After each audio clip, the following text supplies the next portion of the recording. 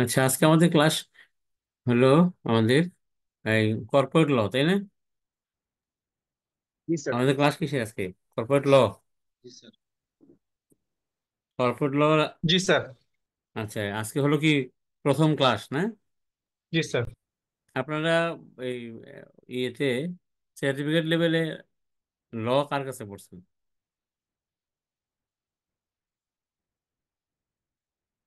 মনে আছে?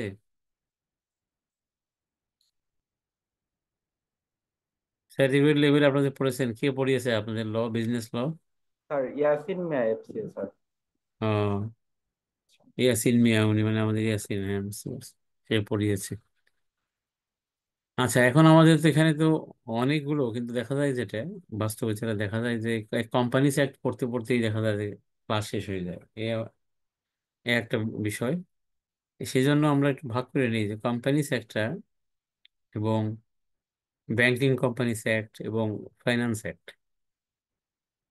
জি। আহ, মামুন, আমাদের টিচার কয়জন আসো নাকি? মামুন চলে গেছে নাকি, না আসো? স্যার আপনার সাথে স্যার ওই যে আরিফুল ইসলাম চৌধুরী স্যার আছেন। মানে আরিফুল ইসলাম চৌধুরী মানে কোন আরিফুল? স্যার এটা হচ্ছে স্যার এর নম্বরটা হচ্ছে। আচ্ছা, বুঝতে পারছি, ওই আরিফ, হ্যাঁ বুঝতে পারছি। ঠিক আছে। এই দুই আমরা দুইজনই না? জি স্যার আপনার দুজনই স্যার। আচ্ছা। কিন্তু আসলে যে তোমাদের ক্লাস তো আসলে সঠিক সময়ে ই হয় না আবার। যেহেতু মানে তিন পরীক্ষা, এখন কয়টা হয় পরীক্ষা? তিনটা হয় না? প্রফেশনাল লেভেলের তিনটা হয় আর সার্টিফিকেট লেভেলের স্যার চারটা। চারটা হয় তো, তাহলে পরে তো সেই জন্য দ্রুত ক্লাস শুরু করা দরকার। আর ক্লাসে ওই আমরা যেটা শুনতে পেলাম যে এআই দিয়ে ক্লাস নেই, এআই দিয়ে ক্লাস নিয়ে এআই দিয়ে তোমরা পড়ে মানে বেনিফিট হবে না। সেটা আমি তোমাকে পার্থক্য দেখাই দেবো আজকে, যেহেতু পার্থক্য বুঝে যাবা যে মানে কিভাবে আসলে পড়াটাকে আসলে করতে হবে আসলে। তো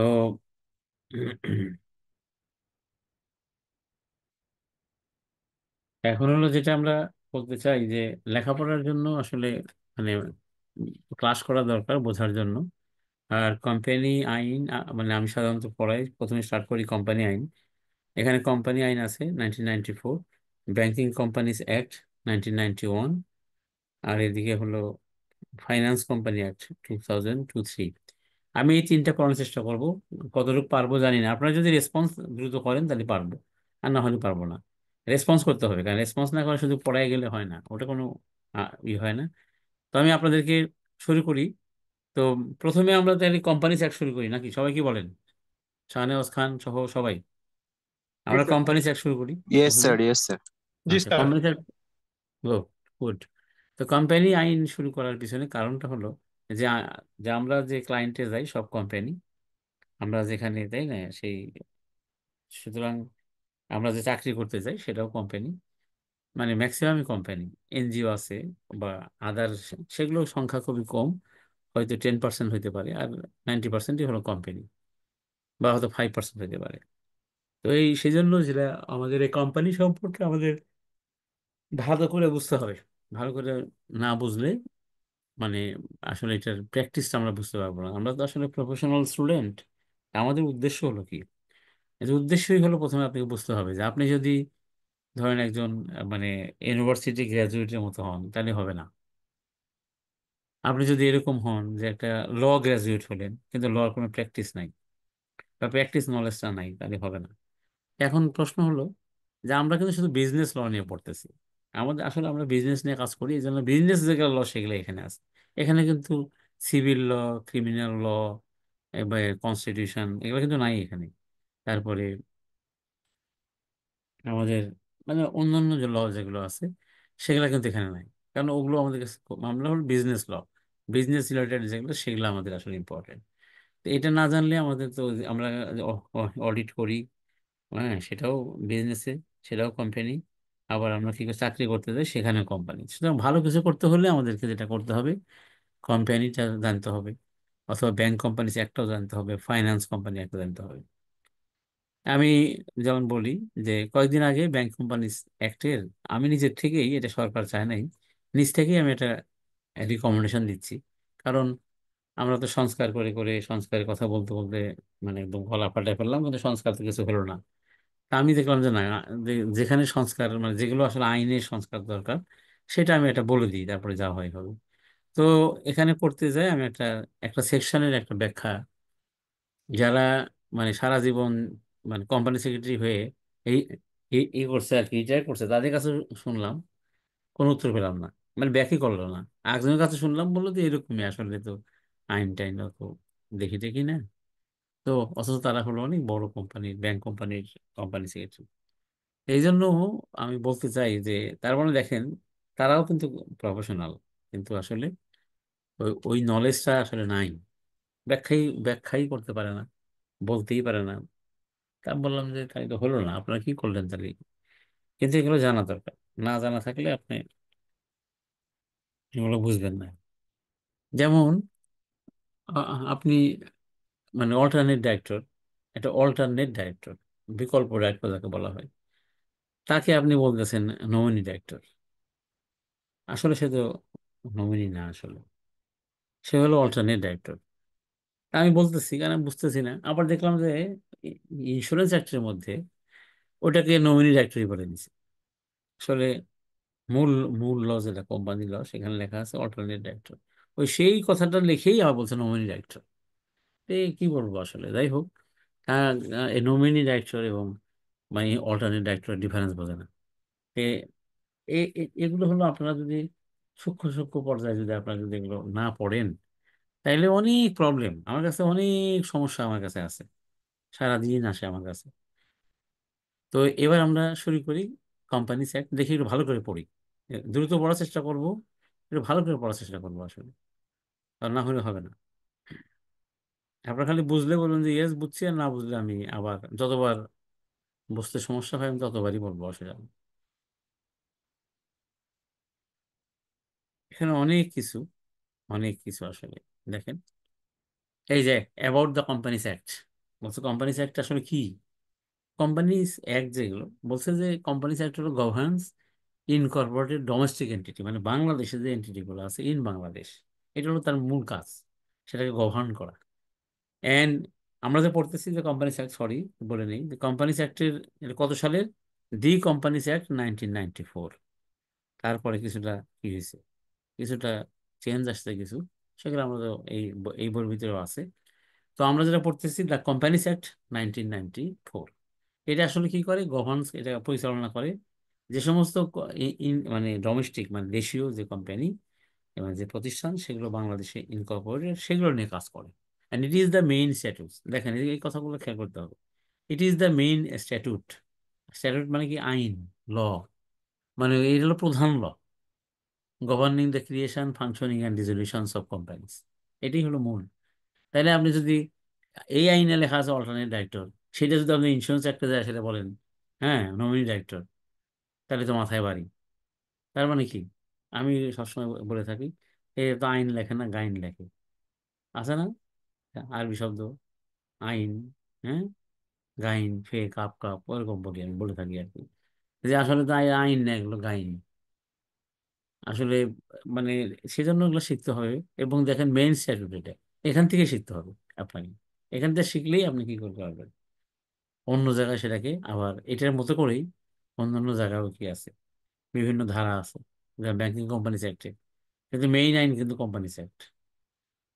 কারণ ওই ব্যাংকিং কোম্পানির ক্রিয়েশন হয়, ফাংশনিং হয় অ্যাকর্ডিং টু কোম্পানিজ অ্যাক্ট। আর ওইটার বিজনেস ফাংশনিং হয় according to banking companies act. কথা দুইটা। কিন্তু আমাদের যারা বিজ্ঞ, আমাদের যারা আর কি, তারা companies act, banking companies act, finance companies act সব জবাবদিহি করে ফেলছে। কারণ ওনাদের নলেজও যাওয়া খিচুড়ি, কামও যাওয়া খিচুড়ি, একটার সাথে একটার কোনো ই নেই। ওই তারা খালি একটা লাইন পাইছে, notwithstanding anything content in any other law, অন্য আইনে যাই থাক, আমি যা লিখছি এটাই ঠিক। তার মানে কোম্পানি আইনও তখন শেষ। অথচ এভাবে বলে না যে ইন এডিশন টু দা, হ্যাঁ, সেকশন এত অফ দ্য কোম্পানিজ অ্যাক্ট, তাই না, দ্য ফলোয়িং কি, যে আর কি, মানে যে রুলস বা প্রভিশনস, হ্যাঁ, হ্যাজ বিন প্রমাণ committed for the insurance company, এরকম লিখলেই তো হয়ে যায়। বাকিটুকু আপনি অ্যাড করে দিলেন এর সাথে। তা না, ওরাও দেখে না, ওরাও বোঝে না, নিজের মতো করে লেখে। কোম্পানি আইনে বলছে অল্টারনেট ডাইরেক্টর, সেই কথাই লেখা লিখছে নমিনি ডাইরেক্টর। নমিনেটেড ডাইরেক্টর থাকে সাধারণত, বা রিপ্রেজেন্টেটিভ ডাইরেক্টর থাকে হলো অন্য কোম্পানি থেকে, আর অল্টারনেট ডাইরেক্টর হলো ব্যক্তি পরিবর্তে ব্যক্তি। তো এগুলা তো অনেক কিছু শেখার। কারণ আপনার কি শিখবেন দেখেন, তাহলে এগুলো নিয়ে কাজ করে। আরো কি কাজ করে, মানে শেয়ার হোল্ডারদের মধ্যে তাদের রিলেশনশিপ কি হবে, পিরিয়ডিক্যাল কি কি কি জিনিস আপনি ডিসক্লোজ করতে হবে, এবং অডিট রিকোয়ারমেন্টস, এবং রেজিস্ট্রারের যে কাজ, এবং জুরিসডিকশন অফ দ্য কোর্ট, এইগুলো নিয়ে কাজ করে কে, কোম্পানিজ অ্যাক্ট। একটু, হ্যাঁ, এই হলো কোম্পানিজ অ্যাক্টের অ্যাবাউট দ্য কোম্পানিজ অ্যাক্ট। আমরা পড়লে বুঝবেন। এবার হলো আসি কোম্পানি অ্যান্ড ইটস ক্যারেক্টারিস্টিক্স। এগুলো আমি আপনাদের বুঝিয়ে দিব। মানে একটু ভালো করে, আপনারা না বুঝলে আমাকে বলবেন। যেমন বলছে কি যে এখানে কোম্পানি এবং ইহার বৈশিষ্ট্যটা কি, বৈশিষ্ট্য কি বলছে, trace of origin of the term company will reveal the Latin word. এটা হলো ল্যাটিন ওয়ার্ড থেকে, হ্যাঁ, গ্রিক ল্যাটিন ওয়ার্ড যেগুলো সেখান থেকে আসছে। তার তার মানে সেটা কি ছিল, সেই ওয়ার্ডটা কাম, CUM, কাম। আর ছিল PAINS, পেইন্স। এই দুইটা ওয়ার্ড থেকে আসছে কোম্পানি, কাম অ্যান্ড পেইন্স। যার অর্থটা কি, মিনিং, মানে ব্রিড, ব্রিড হুইচ জয়েন্টলি, দুটাকে যদি একসাথে করি, তাই না, কাম মানে উইথ, আর পেইন্স মানে, মানে হলো, মিনিং হলো ব্রিডিং, ব্রিডিং করা মানে একসাথে চলা, বড় হওয়া। জয়েন্টলি মিন মিনস টেকিং ব্রিড টুগেদার, অর্থাৎ একসাথে আপনাকে বড় হতে হবে, একসাথে চলতে হবে, একসাথে চালাইতে হবে। এই characteristics of the early company, এগুলোর পড়ার দরকার নেই, এইটুকু পড়লে আপনি সব বুঝে যাবেন এখানে আর কি। নাম হলো জয়েন্ট স্টক, এবং সবকিছু মানে করতে হবে, জয়েন্টলি করতে হবে, এবং টেকিং ব্রিড টুগেদার। আচ্ছা, আমি যে বললাম এটুকু আপনারা বুঝতে পারলেন? রেসপন্স করতে হবে, বলেন, এটা বুঝতে পারলেন? জি স্যার, বুঝতে পারছি। আচ্ছা, বুঝতে পারছেন। তাহলে যে, তাহলে এই যে বুঝতে পারছেন, আমি তবে আমার কাছে মনে হয় যে আপনারা আসলে এটা হলো এর মতো বুঝতে পারছেন, এই যে লাইক, মানে এডুকেশনাল যে ইনস্টিটিউট, তাদের মতো করে বুঝতে পারছেন, হয়তো ঢাকা ইউনিভার্সিটি, রাজশাহী ইউনিভার্সিটি, অথবা ধরেন সিটি কলেজ, হ্যাঁ, এখানে যেভাবে পড়ায় যে কোম্পানি এবং ইহার বৈশিষ্ট্য কি, আপনারা হয়তো বুঝছেন যে টেকিং ব্রিড টুগেদার। কিন্তু আপনাকে বুঝতে হবে একটু অন্যভাবে। সেটা কিভাবে, আমি একটা সাধারণত গল্প বলি, অনেকে অনেক অনেক স্টুডেন্ট জানে, আপনারা কিনা জানেন কিনা জানি না। তাইলে হবে কি জানেন, আমার এই কথাটুকু ওই যে আপনি রিয়েলি বুঝবেন, ইন দ্য সেন্স অফ, মানে কোম্পানি, কোম্পানি মানে কি জয়েন্টলি হইতে হবে, টেকিং ব্রিড টুগেদার। এইটা, এই জিনিসটা আসলে কি, এটাতে কি মিনিং করছে, এটা অনেক কিছু মিনিং করছে এটা দিয়ে। এবং এটা জানলেই কোম্পানি সম্পর্কে জানা হবে। আমি বলি, আপনি একটু মনোযোগ দিয়ে শোনেন, আর আমাকে প্রশ্ন করেন না বললে, তবেই কি হবে, এটা থেকে কোম্পানি, আপনি এখন তো মিড লেভেলে আছেন, তবেই আপনার এই মনে করেন CA পড়াটা সার্থক হবে আমার কাছে মনে হয়। আমি একটা গল্প দিয়ে সাধারণত বলার চেষ্টা করি, যে মানে কোন একটা গ্রুপ অফ কোম্পানি, কোন একটা গ্রুপ অফ কোম্পানি, এটা বাস্তব কথা, ওখান থেকে আমি বলতেছি। কোন একটা গ্রুপ অফ কোম্পানি, ওখানে তারা চারজন শেয়ার হোল্ডার, কিন্তু ওখানে দুই ভাই হলো, ধরেন চারজনই ভাই, এ, দুই ভাই হলো ধরেন এক মায়ের, আর আর দুই ভাই হলো আর এক মায়ের। এভাবে করে তারা একটা কোম্পানি করছে, এবং কোম্পানিটা অনেক ভালো চলে, কোম্পানিটা খুব ভালো, মানে অনেক টাকা লাভ হয় বছরে, 200 কোটি, এবং আমি দেখছি 290 কোটি টাকাও, 300 কোটি টাকাও লাভ হয়েছে এরকম। তো যাই হোক, আর প্রপার অ্যাকাউন্টিং করলে লাভ আরো বেশি হবে, কারণ তারা প্রপার অ্যাকাউন্টিং করে না। এখন হয়তো করে আস্তে আস্তে, এখন চেঞ্জ আসছে অনেক, এখন করে, তখন করতো না, তাহলে লাভটা আরো বেশি হওয়ার কথা। যাই হোক, তো এখন ওখানে ওই যে এই ভাই আর ওই ভাই, কোন এক সময় ওই ভাই, মানে আর এক মায়ের ভাই, এই মায়ের বড় ভাইয়ের নামে মামলা করে দিচ্ছে। আর মামলা করছে, কিন্তু মানে বড় ভাই হলো, তার কথা হলো যে সে একটা পয়সাও সে ওখান থেকে অবৈধভাবে নেয় না। আসলেও সত্যি তাই, নেয় না, নেয় না সে। এবং সে খুব অনেক ভালো করে কোম্পানিটা চালায়, এবং ভালো করে চালাই বলেই তো এত টাকা লাভ হয়। এত লাভের পরেও তার বিরুদ্ধে মামলা করে দিয়েছে। যে যখন মামলা করছে, তখন তার খুব, মানে মনের মধ্যে খুব একটা আক্ষেপ আর কি। এবং সে জানতে আসলে যে আমি এত ভালো কোম্পানি চালাই ভাইদের পক্ষে, এবং সে খুব পরেজগার মানুষ, ভালো মানুষ, কিন্তু আমার বিরুদ্ধে কেন মামলা করলো? তার এইটা জানার তার খুব ইচ্ছা। এবং মানে তার খুব কাছের মানুষ ছিল, ব্যারিস্টার রফিকুল হক স্যার ছিল, মারা গেছে। তো তার কাছে সে বলছে যে হ্যাঁ, এটা তো হইতেই পারে, তার ভালো লাগে নাই, সে তোমার বিরুদ্ধে মামলা করছে, তুমি ফেস করো। হ্যাঁ, ফেস করো এবং এটা ঠিক হয়ে যাবে, তুমি এগুলো নিয়ে মন খারাপ করার কিছু নেই। আরো দুই একজনকে জিজ্ঞাসা করছে, কিন্তু তার মনে আসলে আসলে ওই শান্তিটা পাচ্ছে না। সে জানতে চায় আসলে খুব, সে খুব মানে রিসার্চ করে।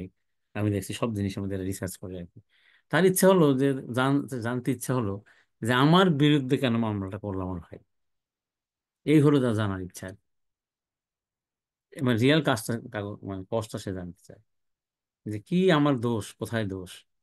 তো তখন ওইখানে আমি যখন এলএলবি করি, তখন ওখানকার একটা ছেলে, মানে এলএলবি করার পরে বললো যে চাকরি নেই, তো আমার এখানে কিছুদিন কাজ করলো আমার ফার্মে। কাজ করে সে আবার ওই ইন্টারভিউ দিছে, সেখানে আমার নামও বলছে। যাই হোক, ওইটা তার চাকরি হয়ে গেছে ওইখানে। তখন তাকে ডাক দিয়ে বলছে যে এই তুমি শোনো তো দেখি, তোমাদের কাছে কোনো এই আমার কেন মামলা করলো আমার বিরুদ্ধে, এটা কোনো উত্তর তোমাদের কাছে আছে কিনা, বা তোমাদের জানাশোনা ভালো কেউ আছে কিনা, যে আমাকে বলতে পারে যে আসলে কেন আসলে এই মামলাটা হলো, আমি জানি স্যাটিসফাই হই। কিন্তু তখন ওর মাথার মধ্যে তখন আমার নাম ভাবছে, যে জানে যে আমি এই কোম্পানি আইন এগুলো নিয়ে বেশি করি, এবং সবাই জানে যে কোম্পানি আইনটা আমি খুব ভালোভাবে মানে চিন্তা ভাবনা করে করি আর কি, করি। তো ও তখন বলছে যে হ্যাঁ, এরকম আমাদের এক স্যার আছে, আপনি তো বলছিলাম, আমার মনে হয় সেই স্যার বোধহয় উত্তর দিতে পারবে। তো তখন ঠিক আছে, তো বলতো আমার স্যারকে ডাকো।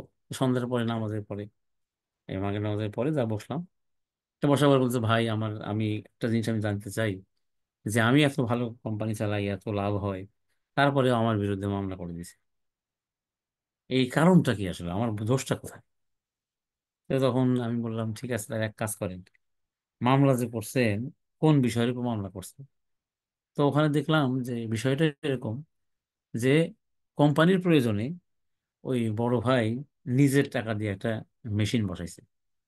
সেই মেশিনে থেকে যে কাগজটা হয়, সেই কাগজটা হবার এই কোম্পানির একটা ইয়ে আর কি, কোম্পানির থেকে লাগে। তো আগে সে অন্য একটা বড় কোম্পানির কাছে সেই কাগজটা আনতো, কিন্তু কাগজের গুণগত মান ছিল খারাপ। আমি মানে আলোচনায় বুঝলাম। কিন্তু তো গুণগত মান খারাপ হতে ওই কাগজ, হ্যাঁ, ওই প্রোডাক্টের যখন মোড়ক হিসাবে ইউজ হয়, তখন তাদের অনেক মানে ড্যামেজ হয়ে যায়। সেই জন্য সে কোম্পানির প্রয়োজনে ভালো কাগজ দিয়ে, ভালো মেশিন দিয়ে, জাপানি মেশিন বা উন্নত মানের মেশিন দিয়ে সে কাগজটা করে, সেই কাগজটা ওই কোম্পানিতে দেয়। এবং আগে দাম ছিল ধরেন ওই কাগজের দাম হয়তোবা মানে রেট আমার মনে নাই, তারপরে আমি বলি যে কাগজটার দাম হয়তো এরকম হইতে পারে, যে বিভিন্ন সময় বিভিন্ন, তো ভালো কাগজ হয়তো আগে ছিল 20 পয়সা, কিন্তু এখন ওটার দাম যেহেতু ভালো ভালো, এটা এখন 20 থেকে 40 পয়সা করে এখন নেয়। তো এখন অন্য ভাইয়ের মনে হয়েছে, দেখছো যে ও নিজে কি করে, কাগজ উৎপাদন করে সেটা আমাদের এখানে দেয়, দিয়ে আহ, আগে আমি 20 পয়সা করে কিনতাম, আর সে নেয় 40 পয়সা করে। তাহলে মোট কত টাকা, কত কাগজ আসছে, কত কত প্রোডাক্ট হয়েছে, ইন্টু ভাগ ভাগ করে তার নামে, হ্যাঁ, সে 2,000 কোটি টাকা নিয়ে নিছে, এরকম একটা মামলা করে দিয়েছে। তো তখন আমি বললাম যে এক কাজ করেন, আমি তখন ওই আইটেমটা যখন বুঝতে পারলাম, অনেক বললাম তাদের আপনার ফাইলটা দেন। এই যে আপনারা যে সিদ্ধান্ত নিলেন এই যে মেশিনটা কিনবেন, তে আপনাদের তো একটা বোর্ড মিটিং হয়েছে, একটা নোটিশ দিয়েছেন, তাহলে আপনি ওই আপনি সেই ফাইলটা আনেন, আমি একটু ওই ফাইলটা দেখবো। তো বলো যে এই ফাইলটা নিয়ে আয়, এই যে ব্যাংকে যে আমরা যে দিই ফাইলটা নিয়ে আয়। তো ফাইল নিয়ে আসলো, দেখলাম যে ওখানে কিচ্ছু নাই, কিচ্ছুই নাই ওখানে। ওখানে শুধু ওই যে ব্যাংক অ্যাকাউন্ট করার সময় বা ব্যাংকে সিকিউরিটি চেঞ্জ করার সময় নিজের একটা মাইনরিটি বানাইছে, বানায়া জমা তারই কপি আছে, আরো কিছু কপি আছে। তো ওটা দেখে আমি বুঝে ফেললাম যে ঘটনা কি আর। তো তখন আমি ওনাকে বললাম যে এবার আপনি শোনেন, আপনি কেন, কি কারণে আপনার ভাই বা ইয়েরা আপনি, কারণ আপনি, প্রথমে বললাম হলো এই কথাটা, যে আপনি যে আপনি হলো এখানে, আপনি যে ক- তৈরি করছেন হলো কোম্পানি, কিন্তু আপনি চালাচ্ছেন হলো প্রাইভেট কোম্পানি, মানে প্রাইভেট কোম্পানির মতো, প্রোপাইটারশিপের মতো। কিন্তু আমরা তো কোম্পানিতে পড়ছি, যে টেকিং ব্রিড টুগেদার। তো তুমি বলে হ্যাঁ, টেকিং ব্রিড মানে কি আমি বললাম যে এটা হলো যে আপনাকে মানে একসাথে একসাথেই তো আমরা আছি। বললাম যে এইটার নাম একসাথে না, যেমন আপনারা বুঝতে পারছেন। বললাম আমরা তো একসাথে আছি চার ভাই, একসাথেই তো আছি। তো বললাম যে নো, আইনের ভাষায় এটার নাম একসাথে থাকা না। তাহলে কি কি কি? বলে আইনের ভাষায় এই যে আপনি যে মেশিনটা কিনলেন, ওখান থেকে যেখানে সাপ্লাই দিবেন, এই কথাগুলো তো আপনার কোনো মাইনাসে লেখা নেই। আইনের ভাষায় বলে একসাথে চলার অর্থ হলো যে আপনি প্রপার আগে একটা প্রপার নোটিশ দিবেন। প্রপার নোটিশ দিবেন, দেওয়ার পরে সেই নোটিশে উল্লেখ করতে হবে যে আজকের এজেন্ডা হিসেবে উল্লেখ করতে হবে যে আমরা 3 দিন পরে বা 5 দিন পরে অমুক তারিখে আমাদের বোর্ড মিটিং হইবে। সেই বোর্ড মিটিং আমরা এটা আলোচনা করব কি বিষয়ে, যে কোম্পানির এরকম বাইরে থেকে কাগজ নেওয়ার কারণে কি হয়েছে, ক্ষতিগ্রস্ত হয়ে যাচ্ছে আমরা। এখন আমরা এর জন্য একটা মানে মেশিন আমাদের কেনা দরকার। যদি কোম্পানি টাকা না থাকে তাহলে আমি ব্যক্তিগতভাবে করব, তবে সেখান থেকে এই পয়সার দরে আমি কাগজ সাপ্লাই দেব। এইগুলো আপনাকে আলোচনা করা লাগছিল, আপনি এর মধ্যে করে ওই এজেন্ডার আন্ডারে আপনাকে সিদ্ধান্ত নিতেন। সিদ্ধান্ত নিয়ে সেই সিদ্ধান্ত মোতাবেক আপনি কিনলে এখানে আর কেউ তাইলে হয়তো কি, সেটা হয়তো কোম্পানির কাজ। আর আপনি করছেন হলো কি যে আপনি তো জানেন যে লাভ হচ্ছে, লাভ আগের চেয়ে বেড়ে গেছে, এটাও ঠিক। কিন্তু আপনি যা করেছেন সেটা হলো প্রোভাইডারশিপ, বিজনেসের কাজ। না, আপনার যা ইচ্ছে হচ্ছে আপনি তাই করছেন। যখন কোম্পানি করবেন তখন আপনি এই কাজটাই করবেন। তবে সেটার নাম হলো জয়েন্টলি করতে হবে।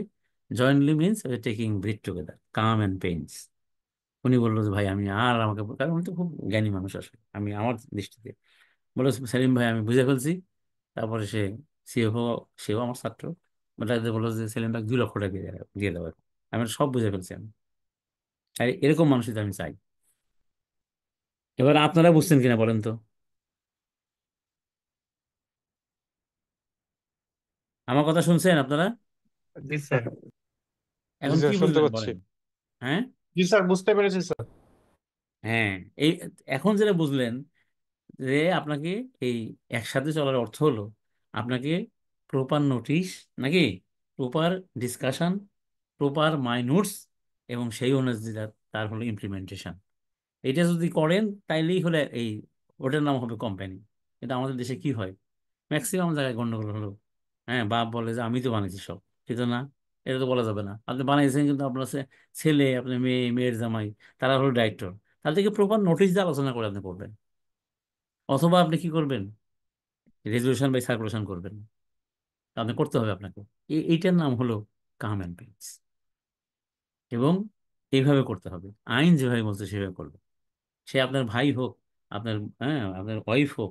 অনেক জায়গায় দেখছি যে যে ওয়াইফ, ওয়াইফ হলো ওই এক জায়গায় বসে, আর হাজবেন্ড এক জায়গায় বসে, কেউ কারো মুখ দেখে না। এই 3টা কোম্পানি চালায়, ও 2টা কোম্পানি চালায়, বা এগুলো আছে না, বলেন এগুলো আছে না আপনাদের বিভিন্ন গ্রুপে, এরকম আছে না? আছে, জি স্যার, আছে। আছে। কেন হয়? এই যে যেহেতু কোম্পানি কোম্পানির মতো চালায় না, সুতরাং আমাদের শিখতে হবে যে কোম্পানি যেন কোম্পানির মতো চলে, এবং কোম্পানির অর্থ হলো কাম অ্যান্ড পেইন্স।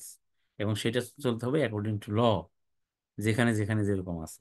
আপনি ইচ্ছা হলো আর আপনি এটা কিনলেন, লাভ হলেও ওই দেখেন ঠিকই ওনার ভাইকে আর একজন বুঝাইছে যে আমি দিতাম 20 পয়সা করে, দেখেন আপনার ভাই 40 পয়সা করে টাকা নিয়ে সরাই ফেলতেছে টাকা, দেন করে দেন মামলা, এত কোটি টাকা নিয়ে নিস। তে তার মানে কি, সে যদি প্রপার ডিসকাশন করে নোটিশ দিয়ে এটা করতো, তাহলে হয়তো ভিন্ন কিছু হইতো আর। এবং কোম্পানিতে এই ধরনের এই যে ডিফারেন্সেস তৈরি হইতো না। কোম্পানি অনেক সময় বন্ধ হয়ে যাওয়ার মতো অবস্থা হয়, কোম্পানি ভাগ হয়ে যায়। তো এই হলো কারণ, কোম্পানি আগে আমাদের মালিকেরা আসলে ওনারা বোঝেই না এটা, এবং কোম্পানিকে কোম্পানির মতো চালায় না ম্যাক্সিমাম এরকম। সুতরাং আপনারা যখন প্রফেশনাল স্টুডেন্ট হবেন তখন আপনাকে বলতে হবে যে স্যার আপনি তো এই জিনিস কিন্তু একসময় অনেক বড় কিছু হয়ে যাবে, বড় গাছ হয়ে যাবে, মহিরু হয়ে যাবে। কারণ এখান থেকে অবিশ্বাস জন্ম হবে। আপনি প্রপার নোটিশ দেন, আলোচনা করেন, দেন আপনি কেনেন। আপনি বাপ হন আর যাই হন, দিস ইজ হলো বলে আমাদের তো, আমরা তো স্যার এটাই শিখে আসছি, কোম্পানি চলতে হবে এইভাবে, এটাই শিখে আসছি স্যার। বললাম স্যার, মানা না মানা আপনার, কিন্তু আমরা বললাম এটা। তাহলে বুঝবো যে না, এটা ঠিক কথা বলছে। শুনুক বা না শুনুক, একসময় পরে বলবো যে না, এটা বলছিল। তো সুতরাং কোম্পানি ক্যারেক্টারিস্টিক্সটা আপনি বুঝতে পারছেন আপনারা সবাই? এখন ক্লিয়ার নাকি বলেন তো? জি স্যার, ক্লিয়ার স্যার। জি স্যার। হুম হুম। এইভাবে আর আমাদের শিখতেও হবে এইভাবে। এবার আসি আমরা এখানে কোম্পানির, আবার বলছে বৈশিষ্ট্য কি বলতে কি বোঝাইছে এখানে। আমরা আমরা এগুলো জানি, আমি একবার বলে যাবো। ইনকর্পোরেটেড অ্যাসোসিয়েশন হবে, হ্যাঁ, কোথাও হয়তো ইনকর্পোরেট হবে। আমরা জানি যে আরজিসি তে এগুলো ইনকর্পোরেট হয়, তাই না? এবং সার্টিফিকেট অফ কোম্পানি হলে সার্টিফিকেট অফ ইনকর্পোরেশন ছাড়া হয় না। আচ্ছা, আমরা খুব সহজ সহজ পড়ে যাই। এবং আর্টিফিশিয়াল লিগ্যাল পার্সন, কোম্পানি সবসময় কি আপনি আমার মতো ব্যক্তি, আমি ন্যাচারাল আর সে হলো আর্টিফিশিয়াল, এই। তারপর সেপারেট লিগ্যাল এন্টিটি, এটাও আমরা জানি যে সেপারেট লিগ্যাল এন্টিটি, তাহলে কোম্পানি এবং কোম্পানি মানে ওনার মধ্যে ডিফারেন্স, এগুলো আমরা জানি। পারপিচুয়াল সাকসেশন, তাই না? কোম্পানি কখনো মরে না, সে ওনারা মরে যেতে পারে কিন্তু কোম্পানি মরে না। আর লাইবিলিটি, এখানে এক কথা বলা যাবে না যে লাইবিলিটি লিমিটেড, আনলিমিটেডও আছে। তো বাংলাদেশে হয়তো এরকম কোম্পানি নাই, কিন্তু আনলিমিটেড লাইবিলিটি হতে পারে। তবে ম্যাক্সিমাম আমরা যেগুলো দেখি এগুলো লিমিটেড লাইবিলিটি। তারপরে ট্রান্সফারেবল শেয়ার, শেয়ার ট্রান্সফার করা যায়, তাই না? সেগুলো আর কি। আপনাদের হয়তো প্রশ্ন আসা উচিত ছিল যে শেয়ার তো ট্রান্সফারেবল, কিন্তু প্রাইভেট কোম্পানির ক্ষেত্রে তো করা যায় না, এরকম প্রশ্ন আসা উচিত ছিল। কি, প্রাইভেট কোম্পানির শেয়ার কি ট্রান্সফার করা যায়? না স্যার। হুম।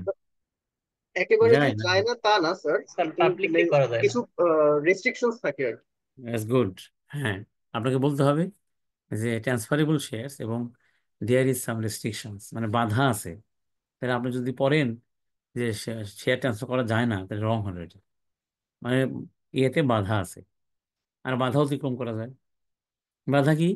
আপনি ইচ্ছা করলে আমরা তিনজনে মিলে ধরেন, হ্যাঁ, এখানে ধরেন মহিবুল, তারপর রাসেল, আমি মিলে একটা কোম্পানি করলাম। কি হবে? যে আমি একটা বাধা, কি বাধা, আমার শেয়ারটা আমি ট্রান্সফার করে দেবো, কিন্তু আমি বাইরে সেল করতে পারবো না। কিন্তু আমি তো হ্যাঁ, প্রথমে আমি রাসেল এবং মহিবুলকে বলবো যে তোমরা, হ্যাঁ, আমার শেয়ারটা নেও। আপনি যদি না নেন, তার মানে আপনার যে রাইট, এটাকে বলা হয় কি রাইট? প্রিএমশন রাইট, অগ্রক্রয়, মানে আগে কেনার যে রাইটটা হলো আপনাদের। সেটা তো আমি আপনাকে এক্সারসাইজ করছি, কিন্তু আপনার এক্সারসাইজ করেন নাই। তখন আমি বাইরে সেল করে দেবো, আপনি কিছু করতে পারবেন না। তার মানে করা যায়, তো বাধা আছে। ক্লিয়ার তাহলে? স্যার যদি আর একটু হুম। সহজ ভাবে বলেন। হ্যাঁ, আর সহজভাবে বলি যে প্রাইভেট কোম্পানির ক্ষেত্রে বলা আছে যে মানে ট্রান্সফার করাতে রেস্ট্রিকশন আছে, বাধা আছে। কি বাধাটা? প্রাইভেট কোম্পানি বললাম না, আমরা তিনজন মিলে কোম্পানি করছি। আমি যদি আমার শেয়ারটা যদি সেল করতে চাই, আগে আপনাদের দুইজনকে বলতে হবে, রাসেল এবং, হ্যাঁ, এই যে ইয়েকে বলতে হবে, ঠিক আছে, মহিবুলকে বলতে হবে যে আমি এখন আমার শেয়ারটা আছে, আমি শেয়ারটা সেল করতে চাই, তোমরা কিনবা কিনা। অথবা আমার 10,000 শেয়ার মধ্যে 5,000 সেল করবো, 5,000 করবো না। হ্যাঁ, এই যে আমি আপনাদেরকে কি করলাম, অফার দিলাম। কেন অফার দিলাম আপনাদের আগে? কারণ আপনাদের একটা, আমার সাথে যখন ব্যবসা করেন, আমরা যখন একসাথে করি, তখন আপনার একটা অধিকার আছে, যার নাম আইনে দিছে যে প্রি অ্যামশন, মানে পূর্বে থেকেই প্রি অ্যামশন রাইট। সেই রাইট অনুযায়ী আমি আমি আপনাদেরকে বললাম যে শেয়ারটা কেনেন। আপনারা দুজন বললেন যে না ভাই, আমরা শেয়ার কিনবো না। তখন আমি বাইরে কোথাও সেল করবো। তার মানে কি, শেয়ার কিন্তু ট্রান্সফার করা যায়, বাইরেও করা যায়। আপনাদের কাছেও করতে পারি, আবার বাইরেও করতে পারি। বাধা ছিল, কিন্তু বাধা অতিক্রম করলাম। আগে আপনার রাইট বললাম, আপনি নিলেন না, তারপরে আমি বাইরে সেল করে দিলাম। তাহলে এটা হলো আইনসঙ্গত। ক্লিয়ার? জি sir, clear. Hmm, thank you. হ্যাঁ, তারপরে সেপারেট এন্টিটি, এগুলো আপনার পড়ে নিয়েন, এগুলো আসলে, হ্যাঁ। আর লিট্রিন দ্য কর্পোরেট ভিল, মানে এগুলো আসলে এখন আমি মনে করি আপনাদের আসার কথা না, আসেও না এগুলা। কর্পোরেশনও আসবে না, কারণ কর্পোরেশন স্যার এগুলা। এখানে একটা কোশ্চেন ছিল স্যার। বলেন বলেন, কোথায় বলেন, বলেন বলেন। স্যার এই যে আমি ওদেরকে আদার হুম। শেয়ার হোল্ডারদেরকে জানালাম, এটা কি লিখিত হুম। হতে হবে না মৌখিক হলে হবে? না না, মুখে না, লিখিত, না, লিখিত হইতে হবে। লিখিত ডকুমেন্ট হ্যাঁ হতে হবে তাই না? হ্যাঁ, জি আগে আপনি বোর্ড মিটিং এ বলবেন যে আমি আমার শেয়ারটা সেল করতে চাই, আপনারা যদি কেউ কিনতে চান, আপনি জানাবেন। তখন তারা বললো যে জি আমরা স্যার। কিনবো না। তখন আপনি পরবর্তী বোর্ড মিটিং যখন হবে, তখন আপনি অন্য জায়গায় সেল করে এসে তখন বলবেন যে আমি অমুক সেল করে আছি, হ্যাঁ, আপনি ওটা ট্রান্সফারের ব্যবস্থা করেন। জি জি লিখিত হইতে হবে, লিখিত হইতে হবে, ঠিক আছে? জি স্যার। ওকে। জি, থ্যাংক ইউ। জি থ্যাংক ইউ। Welcome, welcome. তো কর্পোরেশন দরকার নাই, এই টাইপস অফ কোম্পানিতে আমরা আসি। এগুলো আপনাদের জানতে হবে। আমরা জানি সবাই যে প্রাথমিকভাবে দুই ধরনের কোম্পানি আছে, যে পাবলিক এবং প্রাইভেট। তো প্রাইভেট কোম্পানি কোনটা, ওই যে আমরা এতক্ষণ যা বললাম, যে যার কি আছে, company which by its articles restrict, এই যে দেখছেন করা যায় না, restrict the right to transfer of share, মানে বাধা আছে। Prohibits any invitation to the public, পাবলিকের জনগণের কাছে সরাসরি, মানে জনগণের কাছে ইনভাইট করার, যে আমাদের কোম্পানি শেয়ার কেনেন, কোনো সুযোগ নাই প্রাইভেট কোম্পানির ক্ষেত্রে। আর হলো নাম্বার অফ শেয়ার হোল্ডার, মানে ম্যাক্সিমাম হলো 50, এর কাছে মনে রাখা লাগবে কিন্তু এগুলা, হ্যাঁ, ম্যাক্সিমাম হলো 50। আর এই 50 যখন গুনবেন, যদি কোনো ব্যক্তি যে ওখানকার এমপ্লয়ি, সে যদি শেয়ার কেনে, তাদের নাম বাদ দিয়ে দিতে হবে। ধরেন আপনার ওখানে 56 জন আছে, তার মধ্যে 6 জন হলো এমপ্লয়ি কিন্তু শেয়ার কিনছে, তখন ওই 6 জনের নাম বাদ, তাহলে 50 জন, তাহলে তাহলে ঠিক আছে, private company. Limit the number of its members two 50, তার মানে প্রাইভেট কোম্পানিতে 50-র বেশি শেয়ার হোল্ডার থাকতে পারবে না। বেশি থাকতে পারবে যদি যারা, যদি কি হয়, তারা যদি এমপ্লয়ি হিসেবে থাকে। ঠিক ক্লিয়ার? আর এমপ্লয়ির কি কোনো লিমিটেড আছে, বা মানে সর্বোচ্চ কতজন এমপ্লয়ি না থাকতে না পারবে? না না, ও না না, এগুলো নাই, প্রাইভেট কোম্পানি ক্ষেত্রে এগুলো নাই। জি জি। বলা আছে যে, মানে অ্যাকর্ডিং টু কোম্পানি অ্যাক্ট বলা আছে যে, ওখানে কমপক্ষে 2 জন প্রাইভেট কোম্পানিতে, আর সর্বোচ্চ হলো ওই যে এই যে বলছে যে সর্বোচ্চ হলো 50, এই যে number of member to 50, not including persons who are in its employment, এমপ্লয়মেন্টে যারা আছে তারা, তাদের গোনা যাবে না। আর পাবলিক কোম্পানি মানে কি, সহজ করে দিছে একদম, যেটা প্রাইভেট তো কোম্পানি না সেই সেটাই এমপ্লয়ি যদি পাবলিক কোম্পানি। বলেন বলেন ভাই, বলুন। তো হুম, সেক্ষেত্রে বলেন। কোনো এমপ্লয়ি যদি পরে আর কি ওইখান থেকে চলে যায়, মানে ওই কোম্পানি ছেড়ে দেয়, তো সেক্ষেত্রে কি তার সেখানে শেয়ার হোল্ডার হিসেবে থাকবে? মানে কিরকম ইয়া হ্যাঁ হ্যাঁ হ্যাঁ, সে যদি চলে যায়, সে যদি শেয়ার রাখতে চায়, হ্যাঁ হ্যাঁ রাখতে পারবে, কিন্তু তখন তো আবার সেই হয়ে যাবে, শেয়ার হোল্ডার হয়ে যাবে, তখন তার এমপ্লয়ি শেয়ার হোল্ডার হবে না তখন আর। স্যার যদি এরকম হয় যে মানে 50 জন এমনি শেয়ার হোল্ডার ছিল আর এমপ্লয়ি হচ্ছে হুম এক্সট্রা ছিল আরো 5-6 জন, তো তাদের হুম মধ্যে থেকে হুম যদি 2-3 জন এমপ্লয়ি থেকে চলে যায়, মানে কাজ ছেড়ে হুম। দেয়, সেক্ষেত্রে তো শেয়ার যে নাম্বার সেটা 50-এর উপরে চলে যাচ্ছে তাহলে। হ্যাঁ, 50 যাওয়া যাবে না, যাওয়া যাবে না, তখন ওই যে শেয়ার, ওই ওটাকে ট্রান্সফার করতে হবে তখন সেক্ষেত্রে, এক্সিস্টিং এর মধ্যে 50-এর বাইরে যাওয়া যাবে না। ঠিক আছে, জি স্যার। 50-এর বাইরে যাওয়া যাবে না। সেটা হলো আপনি 2 জন যদি, 48 জন আছে, 2 জন চলে গেল, থাকতে পারবে, তাহলে তার মোট 50 জন হলো, এরকম। তাহলে এগুলো হলো private company.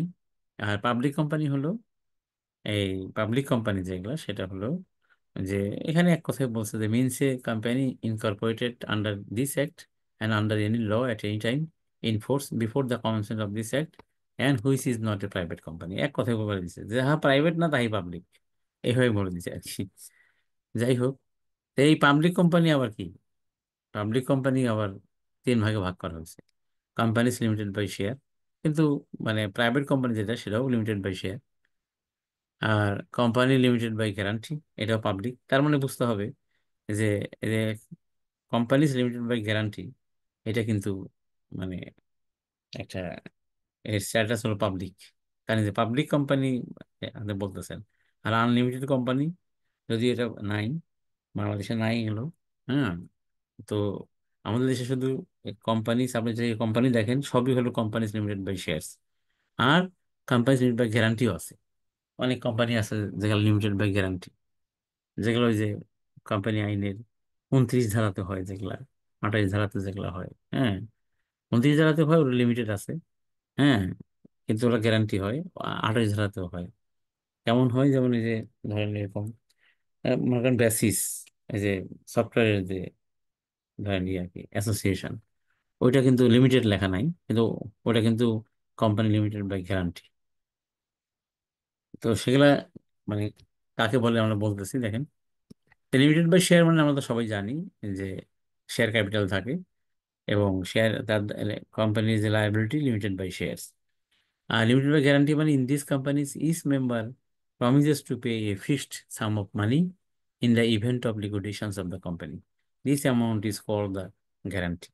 Sometimes the members are required to buy a share of a fixed value also give a guarantee for a further sum. হ্যাঁ, আমি সহজ করে বলি যে যে সমস্ত কোম্পানির আর্টিকেলসের ভিতরে লেখা থাকে, কোথায় লেখা থাকে আমি দেখাচ্ছি পরে, যে লেখা থাকে যে যদি এই কোম্পানি কি হয়ে যায়, দেউলিয়া হয়ে যায়, দেউলিয়া হইলে তখন যদি অ্যাসেট, এখানে ওটা লেখে নাই কিন্তু আপনাকে বুঝতে হবে যে অ্যাসেট এবং লায়াবিলিটি দিয়ে যদি মানে মানে লায়াবিলিটি কাভার না হয়, দেন আমরা মেম্বাররা হয়তো 10,000 টাকা করে, সর্বোচ্চ 10,000 টাকার বেশি নেয়, ম্যাক্সিমাম 10,000 টাকা দেবো, এইভাবে লেখা থাকে। তো এই 10,000 টাকা যদি ম্যাক্সিমাম বললেন, হ্যাঁ, বা 1,000 বললেন, বা 500 বললেন, বা 1 লাখ বললেন, এইটার নাম হলো গ্যারান্টি। সুতরাং যে এই সমস্ত কোম্পানিকে বলা হয় কোম্পানি লিমিটেড বাই গ্যারান্টি। এটা বুঝলেন কিনা বলেন? জি স্যার। হ্যাঁ, এবং এটা কিন্তু যখন উইন্ডিং আপ হবে শুধু তখনই। স্যার অন্য আর একটু ইজি করে বললে ভালো হয় স্যার। হ্যাঁ হ্যাঁ, বলেন, অসুবিধা নেই, আমি বলবো, স্যার আবার বলবো। আরেকবার বললে ভালো হয়, কোম্পানি হ্যাঁ বাই গ্যারান্টি। হ্যাঁ, কোম্পানি বা গ্যারান্টি হলো জি ওইগুলো স্যার। যে যে সমস্ত কোম্পানির মেমোরেন্ডামের মধ্যে একটা ক্লজ থাকে। এই যে ক্লজের মধ্যে বলা থাকে যে যেমন বলা থাকে ক্লজে যে কোম্পানি লিমিটেড বাই শেয়ারস, ওখানেই বলা থাকে কোম্পানি লিমিটেড বাই গ্যারান্টি, ওখানেই লেখা থাকে কোম্পানি লিমিটেড বাই গ্যারান্টি। কি গ্যারান্টি আসলে, মানে ওইখানে লেখা থাকে যে যদি কোম্পানি কখনো লিকুইডেশনে হয়ে যায়, লিকুইডেশন মানে অবসায়ন হয়ে যায়, তাইলে তখন যদি মানে এই কোম্পানি যদি তার যে অ্যাসেট আছে আর লায়াবিলিটি, লায়াবিলিটি যদি বেশি হয়, অ্যাসেট দিয়েও সংকুলান হলো না, তখন বাকি মানে যে টাকাটা লাগবে, সেই টাকা যদি ধরেন আপনারা 20 জন আছেন, হ্যাঁ, একজন 10,000 করে দিলেন, তাই না? তাহলে কত হলো? 20 লাখ হলো নাকি? 20 জন, জি স্যার। হ্যাঁ, 20 লাখ টাকা হলো। তো তো তখন এই 20 লক্ষ টাকা যদি কাভার হয়ে যায় হলো, না হলে আর হবে না, লাইবিলিটি আর পাবে না। মানে ওই ম্যাক্সিমাম যে গ্যারান্টি 10,000 করে লিখে রাখছেন বা 1,000 করে লিখছেন, তাহলে 20 জনের 20,000, তাহলে সেই পর্যন্তই যারা ক্রেডিটর্স তারা পাবে। এই যে অ্যামাউন্টটা গ্যারান্টি দিলেন, যেটা আর্টিকেলসে লিখলেন, এই ধরনের কোম্পানিকে বলা হয় company limited by guarantee. Clear? Sir টাকা কি ম্যাক্সিমাম 10,000 টাকা ফিক্সড? না না না না, না, ওটা আমি আমি এমনি বলছি। আমি ওটা একটা উদাহরণ দিচ্ছি, ওখানে আপনি যা লিখবেন তাই। আগে যেমন লিখতো 100 টাকা করিয়ে, পরে লিখতো 500 টাকা, এখন লেখে 10,000 টাকা। তো হ্যাঁ, বুঝতে পারছেন? এটা আপনি যেটা লিখবেন সেটা, ওকে স্যার। এখানে ফিক্সড কিছু নাই, স্যার, আইনে আমার কোনো কিছু একটা নাই। প্রশ্ন ছিল। এই আর বলছে কি, তাহলে তাহলে প্রথমে বললাম যে প্রথমে কোম্পানি হলো দুই দুই ধরনের, একটা প্রাইভেট আর একটা হলো পাবলিক। পাবলিককে আবার 3 ধরনের: company limited by shares, company limited by guarantee, আর একটা হলো আনলিমিটেড কোম্পানি। এই কোম্পানি বাংলাদেশে নাই। স্যার, আমার একটা প্রশ্ন ছিল। হ্যাঁ হ্যাঁ হ্যাঁ, বলেন, যদি বলেন। প্রশ্নটা হচ্ছে যে লিমিটেড বাই গ্যারান্টি, এটা তো কোনো ফিক্সড হ্যাঁ কোনো আমার গ্যারান্টির অ্যামাউন্ট নাই। হ্যাঁ, সেক্ষেত্রে যদি আমি দেখা গেল যে কোনো একটা কোম্পানি দেউলিয়া হয়ে গেল, হুম তার অ্যাসেট সেল করে তার সেল করে লাইবিলিটি শোধ করা যাচ্ছে না, হুম হুম হুম তাদের দেখা গেল যে শেয়ার হোল্ডারদের 20,000 করে দেওয়ার ছিল গ্যারান্টি, হুম 20,000 দিয়ে দেওয়ার পরেও এখনো অনেক লাইবিলিটি হয়ে গেছে। হুম। এই ক্ষেত্রে তো স্যার মানে অনেকে ফল্ট করার বা ইয়া করার কি না না, করতে পারে। দেখা গেল যে ওইটা পরে যেটা রয়ে গেছে সেটা তো আর ওই কেইটারা পাবে না, কেইটারা ওই আনুপাতিক হারই পাবে। স্যার, সেটাই বললাম আর কি, যে কোনো বেঞ্চমার্ক বা কোনো নির্দিষ্ট amount না থাকলে তো সেক্ষেত্রে অনেকেই স্যার এটা মানে ইয়া নিতে পারে সুবিধা, বা মানে আপনি এটা মানে অন্যদিকে ইউজ করতে পারে আর না, কি, সুবিধা তো সেটা নিতে পারবে না, এখন তো একজন বাইরের লোক তোই থাকবে, লিকুইডেটর থাকবে একজন, হ্যাঁ, অবসায়ক একজন থাকবে না। লিকুইডেটর। সবকিছু তো ওই অবসায়কের মাধ্যমে হবে, বুঝতে পারছেন? সুবিধা নিতে পারবে না, কারণ ওই এটা বলতে পারবে না, তখন অবসায়ক ই করে দেখবে যে আপনার লাইব্রেরিতে কত দিলাম আর কত আছে, সেটা আনুপাতিক হারে পাবে আর কি, আনুপাতিক হারে। হ্যাঁ, যে আমরা দিলাম এই, ওইটা হইলে হবে, না হলে না হলে না হবে, আমরা বলছিলাম তাই দিলাম, না হলে নাই। বুঝতে পারছেন? জি স্যার, ঠিক আছে, থ্যাংক ইউ। আমি আপনাদের একটা কথা বলি, যে কোম্পানি আইন অথবা আইন নিয়ে এই আপনাদের এই সাবজেক্ট রিলেটেড যত কোশ্চেন আছে, আপনাদের যদি মানে সেগুলো যদি আপনার কাজের ক্ষেত্রেও হয়, এর ক্ষেত্রে যত কোশ্চেন আছে আপনি সেগুলা কোশ্চেন করবেন, কোনো সমস্যা নেই। এবং যে ধরনের আপনার মনে হয়, যদি মনে করেন যে বুঝতে পারেন না, আপনি জানাবেন, ঠিক আছে? ওকে, প্রশ্ন করবেন, প্রশ্ন করলে হবে কি জিনিসটা ক্লিয়ার হবে। আচ্ছা একটু, স্যার একটা কোশ্চেন ছিল, করা যাবে কি?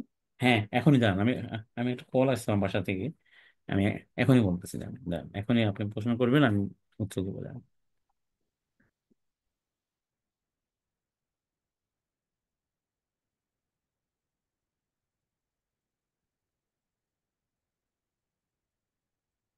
হ্যালো, হ্যাঁ বলেন।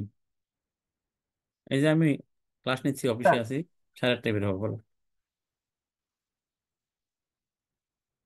কি জিনিস বলে দাও, হ্যাঁ তাড়াতাড়ি বলো, ক্লাসের মধ্যে আছে। আচ্ছা ঠিক আছে, ওকে, থ্যাংক ইউ। তো আমি, হ্যাঁ বলেন, মেহেদি না কি বলবেন, বলেন। স্যার, হ্যাঁ, প্রাইভেট লিমিটেড কোম্পানিতে হ্যাঁ, শেয়ার যদি নতুন করে ইস্যু করে, হুম, এটা কি স্যার পসিবল কিনা? হ্যাঁ পসিবল। তো এই ক্ষেত্রে করে নতুন শেয়ার হোল্ডার আসা পসিবল কিনা তখন? না না, নতুন শেয়ার হোল্ডার না, আপনি যদি নতুন করে, কথা প্রশ্ন দুইটা হলো, একটা হলো নতুন শেয়ার ইস্যু করে, তাহলে জি কি স্যার। হবে? তাহলে এক্সিস্টিং যারা আছে সবাই সমহারে পাবে, তাদের রেট, তাদের যে আনুপাতিক হারে তারা পাবে, ঠিক আছে? জি স্যার। এক। আর দুই হলো বললেন যে নতুন যদি কেউ আসে নাকি। জি স্যার। হুম, হ্যাঁ সেটা নতুন সম্ভব, কোনো তাহলে হ্যাঁ, নতুন কোনো শেয়ার হোল্ডার আসা সম্ভব কিনা? হ্যাঁ সম্ভব। সম্ভব কেমন করে? ওই যে একই জিনিস, আপনি প্রথমে বললেন যে আমরা নতুন শেয়ার ইস্যু করলাম কিন্তু আমরা কেউ নেব না, ঠিক আছে? জি নতুন স্যার। শেয়ার হোল্ডার কি কি করতে হবে, সরি, করতে হবে কি যে আগে আপনাদের মধ্যে থেকে মানে শেয়ার ট্রান্সফার করে ওই যে নতুন নতুন কাউকে নিতে হবে, আপনাদের ভিতর থেকে শেয়ার ট্রান্সফার, কিন্তু শেয়ার ট্রান্সফার করার আগে আপনাকে এক্সিস্টিং আপনি বাদে আর বাকিদেরকে আপনাকে কি করতে হবে, অফার করতে হবে। তারা জি বলবে স্যার। যে না, নো অবজেকশন দিবে, এনওসি দিবে, আমরা সেই এনওসি জমা দিই আমরা আরজিসিতে, যে আমরা আসলে এই পরিমাণ শেয়ার মিস্টার অমুক, খায়রুজ্জামান, সে সেল করতে চাচ্ছে, হ্যাঁ আমাদের একজন ডাইরেক্টর বা হ্যান ত্যান, কিন্তু আমরা এটা নিতে ইচ্ছুক না, ঠিক আছে? এটা বলে জি দিতে স্যার। হবে। তাহলে যেহেতু আপনার প্রিয়ামশন রাইট আপনি এক্সারসাইজ করলেন, আপনি তখন নতুন কাউকে দিবেন, ওইভাবেই দেওয়া লাগবে, দিলে তাহলে আরেকজন চলে আসলো, তারপরে আবার নতুন করে শেয়ার ইস্যু করেন, তাহলে সবাই আনুপাতিক হারে পাইলো, হয়ে গেল। বুঝতে পারছেন কিনা তার বলেন। মানে স্যার, তার মানে আমি স্যার বলি, তার মানে স্যার প্রথমে আমরা ট্রান্সফার করে নতুন একজনকে আনবো, জি, তারপরে নতুন শেয়ার অ্যালট করবো। রাইট রাইট রাইট, একদম কারেক্ট, একদম কারেক্ট, থ্যাংক ঠিক ইউ স্যার। আছে। জি স্যার। Thank you sir. হুম, যে কোনো প্রশ্ন আসলে বলবেন, অসুবিধা নাই, ঠিক আছে? এবং আমি মানে আপনাদের সবাই জানে, আপনাদের স্যারেরাও জানে আমার সম্পর্কে, যে আমি যেটা বলি সেটা আসলে কোম্পানি আইন সম্পর্কে আমি বুঝেই বলি, আর না হলে আমি বলে দেবো যে আগামীকাল বলবো। এবার আসেন, তো সুতরাং আর একটা কোম্পানি নতুন আসছে, এই যে 20 সালে, 1% কোম্পানি, ওপিসি বলা হয়, 1% কোম্পানি মানে একজনই share holder. 1% company means a company whose share holder is only a natural person, এবং সে ন্যাচারাল পার্সন একজনই। তাহলে কোম্পানি কিভাবে হবে? ওই যে আর একজন থাকবে, তার নমিনি থাকবে একজন, সে শেয়ার হোল্ডার না, সে হলো নমিনি, তার নাম এর মধ্যে থাকবে, ওই মেমোরেন্ডামের মধ্যে সাবস্ক্রিপশন পেজে তার নামও থাকবে, নমিনির নামও থাকবে। যদি ইন কেস অফ কিছু হয় তখন সে আবার শেয়ার হোল্ডার হয়ে যাবে, এবং যাকে যাকে নমিনি করবেন সে আবার একজন নমিনি করতে পারবে। এই যে এক ব্যক্তির কোম্পানি, এটা হলো যে মানে অনেক বিদেশিরা এসে এখানে বাংলাদেশে এসে কারোর সাথে করতে চায় না, সেই জন্য কারোর সাথেই তারা মানে কোনো কোম্পানি কোম্পানির ব্যবসা করতে চায় না, তখন এই যে ওপিসি করলে তারা ওপিসি করে কাজ আগায়। এই জন্য এটাকে বলা হয়েছে ওপিসি বা 1% কোম্পানি, ঠিক আছে?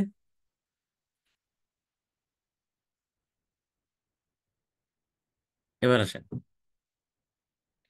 কোনো প্রশ্ন থাকলে বলেন, আসলে আমি উম, এবার আসেন। তাহলে কি এটা সাংঘর্ষিক হয়ে গেল না? মানে না প্রোপাইটারশিপে তো একজন মালিক থাকে, এখন কোম্পানি একটা তো না আমরা না জানি তাদের যে দুই কিছু বা না না, ততোধিক কিন্তু ব্যক্তি পাবে। এগুলারই আছে, এগুলো বলা আছে যে আপনি কিভাবে আপনি মিটিং করবেন, বোর্ড মিটিং কিভাবে করবেন, সব বলা আছে। আমরা এখানে শুধু খালি সংজ্ঞাটা বললাম। আচ্ছা আচ্ছা। বুঝতে পারছেন? এগুলো বলা আছে এটা কোম্পানি হবে, এটা ইয়ের মতো হবে না। এগুলো যেমন আপনি যে সিদ্ধান্ত নেবেন সেটা লিখিত হইতে হবে, যাতে অথরিটি আপনাকে যে কোনো সময় চেক করতে পারে যে আপনি প্রপারলি নিয়েছেন কিনা। সেটা মানে 1% কোম্পানির ক্ষেত্রে বেশি হবে, অন্য কোম্পানির ক্ষেত্রে কম হয়, কিন্তু এখানে মাস্ট করতে হয়। এগুলো ওয়ে আছে, মানে ম্যানেজমেন্টের ওয়ে আছে। এখানে শুধু আমি সংজ্ঞাটা জানলাম এই। তারপর আসেন conversions of private company to public company, section 231। মানে এখানে দেখা গেল যে আমরা 1, 2 পড়তেছি, হঠাৎ চলে গেলাম 231-এ। কেন ওই যে প্রাইভেট অ্যান্ড পাবলিক পড়তেছি, সেই জন্য হয়তো আইসিবি মনে করছে যে এখানে আলোচনা করব যে এই প্রাইভেট পাবলিক যদি পড়ে গেলাম, তাহলে প্রাইভেট আবার থেকে কিভাবে পাবলিক বানানো যায়, পাবলিক থেকে আবার কিভাবে প্রাইভেট বানানো যায়, এগুলো বোধ হয় এখন। তো দেখি কি এখানে বলছে যে ধরেন আপনার একটা প্রাইভেট কোম্পানি আছে। তা আমরা তো জানি যে প্রাইভেট কোম্পানিতে মানে প্রাইভেট কোম্পানি যেটা আছে সেখানে সর্বোচ্চ 50 জন পর্যন্ত শেয়ার হোল্ডার থাকতে পারে। আর পাবলিক কোম্পানিতে বলছে যে 7 জন হলেই চলে, কমপক্ষে 7 জন। দেখেন তাহলে মিলে গেল। কারণ প্রাইভেট কোম্পানিতে যদি ধরেন 20 জন থাকে, কারণ হাইস্ট তো 50 জন, প্রাইভেট কোম্পানিতে 20 জন আছে, তাহলে 20 জনের মধ্যে তো 7 জনও আছে, ঠিক আছে না? 7 জন আছে। এই জন্য প্রথমেই বলছে যে private company having at least 7 members. কারণ প্রাইভেট কোম্পানি কিন্তু কমপক্ষে ওর তো 20 জন আছে, তাহলে অ্যাটলিস্ট 7 জন হলিতে হয়, কারণ 7 জন হলেই পাবলিক কোম্পানি হয়ে যায়। এটা হয়তো আপনি পড়ে আসছেন আগে। তাহলে 7 জন থাকা মানেই তো পাবলিক কোম্পানির বৈশিষ্ট্য হয়ে গেছে। ইচ্ছা করলে can be converted into a public company by altering its articles. কিসে কি করিয়া? আর্টিকেল চেঞ্জ করিয়া। In such manner that they no longer include the provision which under clause of subsection 1 of, অর্থাৎ হলো প্রাইভেট কোম্পানির যে তিনটা যে কি ছিল, তিনটা যে বৈশিষ্ট্য ছিল, কি করা যাবে না, ট্রান্সফারে বাধা আছে, তারপরে ইনভাইট করা যাবে না পাবলিকে, এবং সর্বোচ্চ 50 জন, এই জিনিসগুলা এবং কমপক্ষে 2 জন। তাহলে এই জিনিসগুলো আপনি আর্টিকেলসের মধ্যে যেখানে রেস্ট্রিকশন ছিল সেগুলো ওখানে চেঞ্জ করবেন। চেঞ্জ করে একটা পাবলিক কোম্পানির মতো একটা, হ্যাঁ, আর্টিকেলস আপনি দাঁড় করাবেন। যেমন প্রাইভেট কোম্পানির ডাইরেক্টররা রিটায়ার করে না, রিটায়ার বাই রোটেশন নাই, কিন্তু পাবলিক কোম্পানি তো আছে। তো এই সব জায়গায় চেঞ্জ করা, মানে যেখানে যেখানে চেঞ্জ করা দরকার চেঞ্জ করে একটা ড্রাফট করবেন, একটা আর্টিকেলস ড্রাফট করে ওইটা পাস করে দিতে হবে কোথায়? কনভিনিং, ওই যে বলছে যে কি কি জেনারেল মিটিং করতে হবে। এটা জেনারেল মিটিং করে তারপরে এটাকে কি করতে হবে? চেঞ্জ করতে হবে, এই মেমোরেন্ডাম এবং আর্টিকেলসটাকে চেঞ্জ করতে হবে। এবং কি বলছে?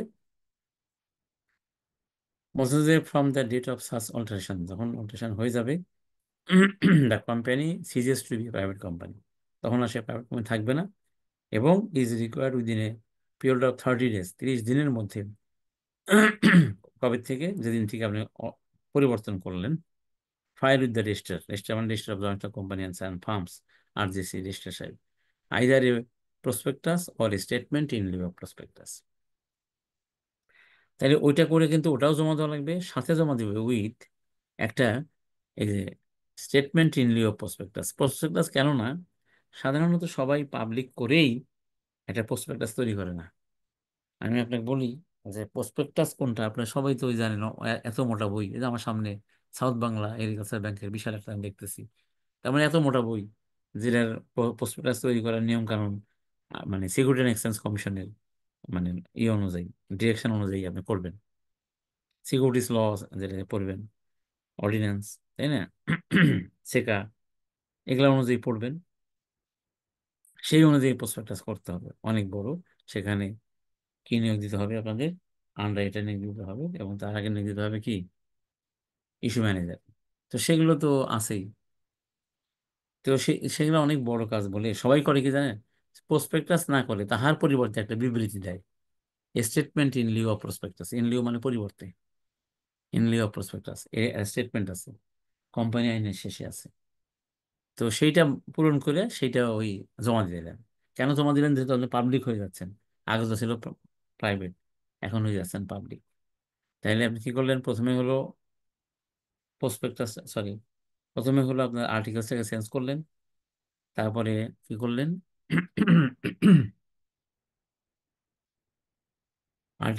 আর্টিকেলস অনুযায়ী আপনি কি চেঞ্জ করলেন, ওই যে যেগুলা যেগুলা আপনার কি মানে ড্রাফটটা, যেটা আর্টিকেলসের যে ড্রাফটটা ঠিক করলেন, দেন এটাকে একটা ইজিএম ডাকলেন। আমরা জানি যে এক্সট্রাঅর্ডিনারি জেনারেল মিটিং ছাড়া আর্টিকেল চেঞ্জ করা যায় না। তাই সেটা ডাকবেন, ডেকে ওখানে ওটা পাশ করাবেন। পাশ করে ওর সাথে কি দিবেন, ওটা তো দিবেনই, আর ওটা জমা দিতে হয় ফর্ম 8-এর মাধ্যমে। তার সাথে একটা, যেহেতু আপনি পাবলিকে চলে আসছেন, তাইলে আপনাকে কি করতে হবে, পাবলিক হওয়ার জন্য ওই যে পাবলিক যখন আপনি, আগে ছিল যে ইনভাইটেশন করা যাবে না, আর এখন তো আপনি ইনভাইটেশন সার্টিফিকেট পেয়ে যাচ্ছেন। তার মানে আপনি কি করবেন, তার সাথে ওইটা জমা দিবেন, স্টেটমেন্ট ইন লিeu অফ প্রসপেক্টাস। এটা কোথায় আছে, স্টেটমেন্ট ইন লিeu অফ প্রসপেক্টাস যে ফর্ম, সেই ফর্মটা কোম্পানি আইনের লাস্টে জমা, লাস্টে আছে। এটা হলো তফসিল 4, শিডিউল 4 কোম্পানি আইনের, সেখানে বলা আছে ওইটা পূরণ করে আর এটা কপি অনলাইনেও পাওয়া যায়, এটা কপি ওটা পূরণ করে ওর সাথে জমা দিয়ে দিবেন। দিলে আপনার প্রাইভেট কোম্পানি পাবলিক কোম্পানিতে রূপান্তর হয়ে গেল। এবং রেজিস্ট্রার সাহেব আপনাকে, আগে যেমন ছিল সার্টিফিকেট অফ ইনকর্পোরেশন, এখন আপনাকে আরেকটা সার্টিফিকেট দিবে, তার নাম হলো certificate of commencement of business.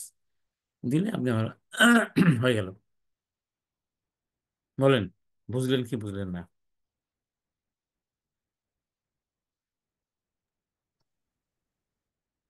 বলেন, শুনি। জি স্যার, বুঝতে পারছি। বোঝা গেছে, ওকে। এই হলো। আবার উল্টা এখন পাবলিক করছেন, হ্যাঁ কোম্পানি করছেন পাবলিক, আপনি আর পাবলিকে থাকবেন না, এটা প্রাইভেটে চলে আসবেন। এরকম হইতে পারে। তো পাবলিক তো দুই রকম হইতে পারে, একটা হলো পাবলিক শুধু, আর পাবলিক লিস্টেড। কারণ লিস্টেড হওয়ার জন্য তো আগে পাবলিক হইতে হয়, তাই না?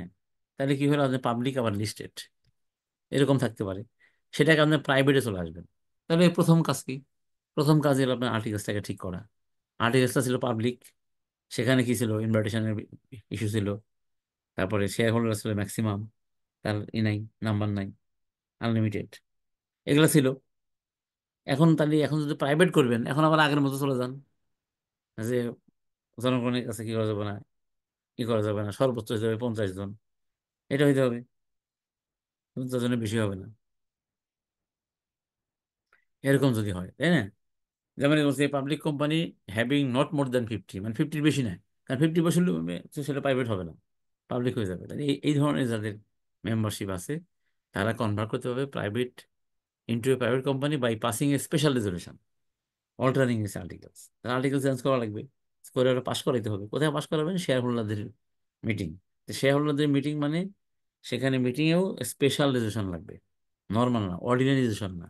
অর্ডিনারি কাক কয়, আপনি এখন তো মানে এজিএম এরও 21 দিন, ইজিএম এরও 21 দিন। আগে ছিল এজিএম 14 দিন, ইজিএম 21 দিন। এটা কোন গাধায় এটারে চেঞ্জ করলো, আর চেঞ্জ করে কি লাভ হয়েছে ওই গাধাই জানে। হ্যাঁ, বরং আমি মনে করি যে এজিএম 21 দিন দিয়ে কোম্পানির আরো যন্ত্রণা হয়ে যাবে, কারণ 21 দিন পরে যন্ত্রণা পোহাইতে হয়, এই আর কি। যাই হোক, দুই ক্ষেত্রেই 21 দিন।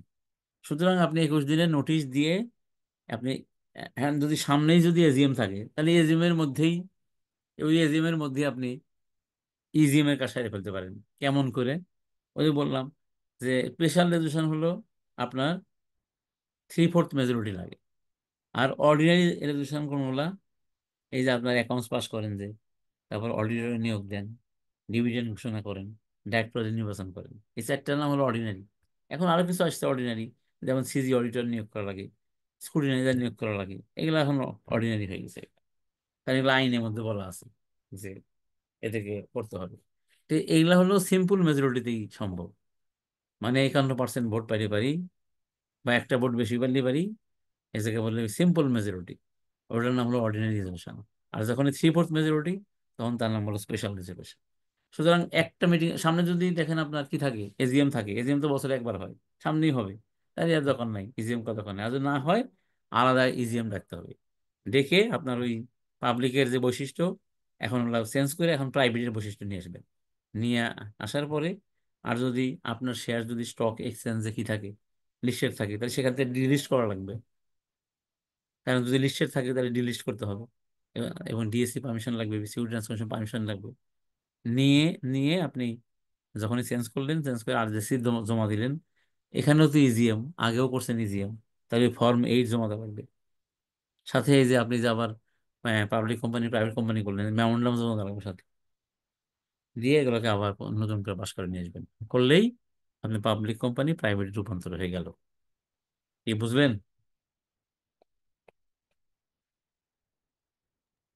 জি স্যার। বুঝতে পারছেন? ওকে। আমরা স্যার কিছু কোর্স। স্যার হ্যাঁ, অর্ডিনারি রেজলিউশন আর স্পেশাল রেজলিউশন এই দুইটা যদি একটু আরেকবার বলুন। আগে বলবো। হ্যাঁ, বলতেছি যে অর্ডিনেশন হলো সিদ্ধান্ত ওই সমস্ত সিদ্ধান্ত যেগুলো সিম্পল মেজরিটিতে হয়ে যায়, 51% ভোটলি হয়ে যায়। বা ধরেন 100টা আছে, 51টা একদিকে, 50টা একদিকে, তার মানে 51 যেদিকে সেদিকে, মানে সিম্পল মেজরিটিতে হয়। এগুলো হলো অর্ডিনারি রেজলিউশন, সাধারণ সিদ্ধান্ত। এবং যেগুলো আইন বলছেন যে আপনি করতে হবে, সাধারণভাবে করতে হবে, সাধারণত এগুলো হলো সিম্পল মেজরিটি হয়। আর যেগুলা স্পেশালাইজেশন হলো, যেগুলো 3/4 মেজরিটি লাগে। ধরেন যত লোক আছে তার 75% লোক যদি ভোট দেয়, তাহলে সেটা হলো মানে ইয়ে আর কি, স্পেশালাইজেশন। বুঝতে পারলেন? জি স্যার, ধন্যবাদ। ওকে, আমরা কিছু কোশ্চেন অ্যান্সার লিখি, যেগুলো আসলে আপনারা বুঝতে পারেন কিনা।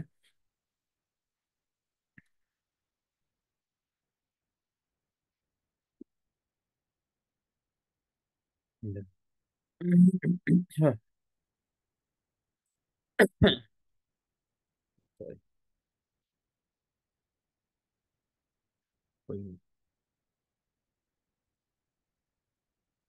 এই যেখানে, হ্যাঁ,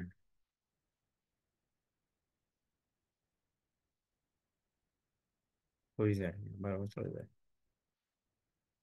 এই যে বলছে যে mister X and his wife who are only two share holders of a private company. একটা প্রাইভেট কোম্পানিতে দুজনই হলো শেয়ার হোল্ডার। তারা দুজনই they died in an accident, দুজনই মারা গেছে। Does the company come into an and?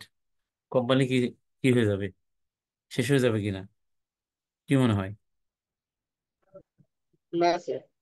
যাবে না। কেন যাবে না? আমরা তো পড়ে আসলাম যে এটা পারপিচুয়াল, তাই না? সাকসেশন অবিরত চলবে। এটা ওনারা মারা গেলে ওনাদের যারা কি আছে, সাকসেসর যারা আছে, তাহলে কোর্ট থেকে সাকসেশন সার্টিফিকেট নিয়ে ওই শেয়ারগুলো তাদের নামে ট্রান্সফার হয়ে যাবে, হয়ে গেল। তাহলে কোম্পানি মারা যাবে না। এটাই হলো পারপিচুয়াল সাকসেশন। হয়তো মালিক মারা যাবে কিন্তু কোম্পানি মারা যাবে না। ক্লিয়ার নাকি বলেন?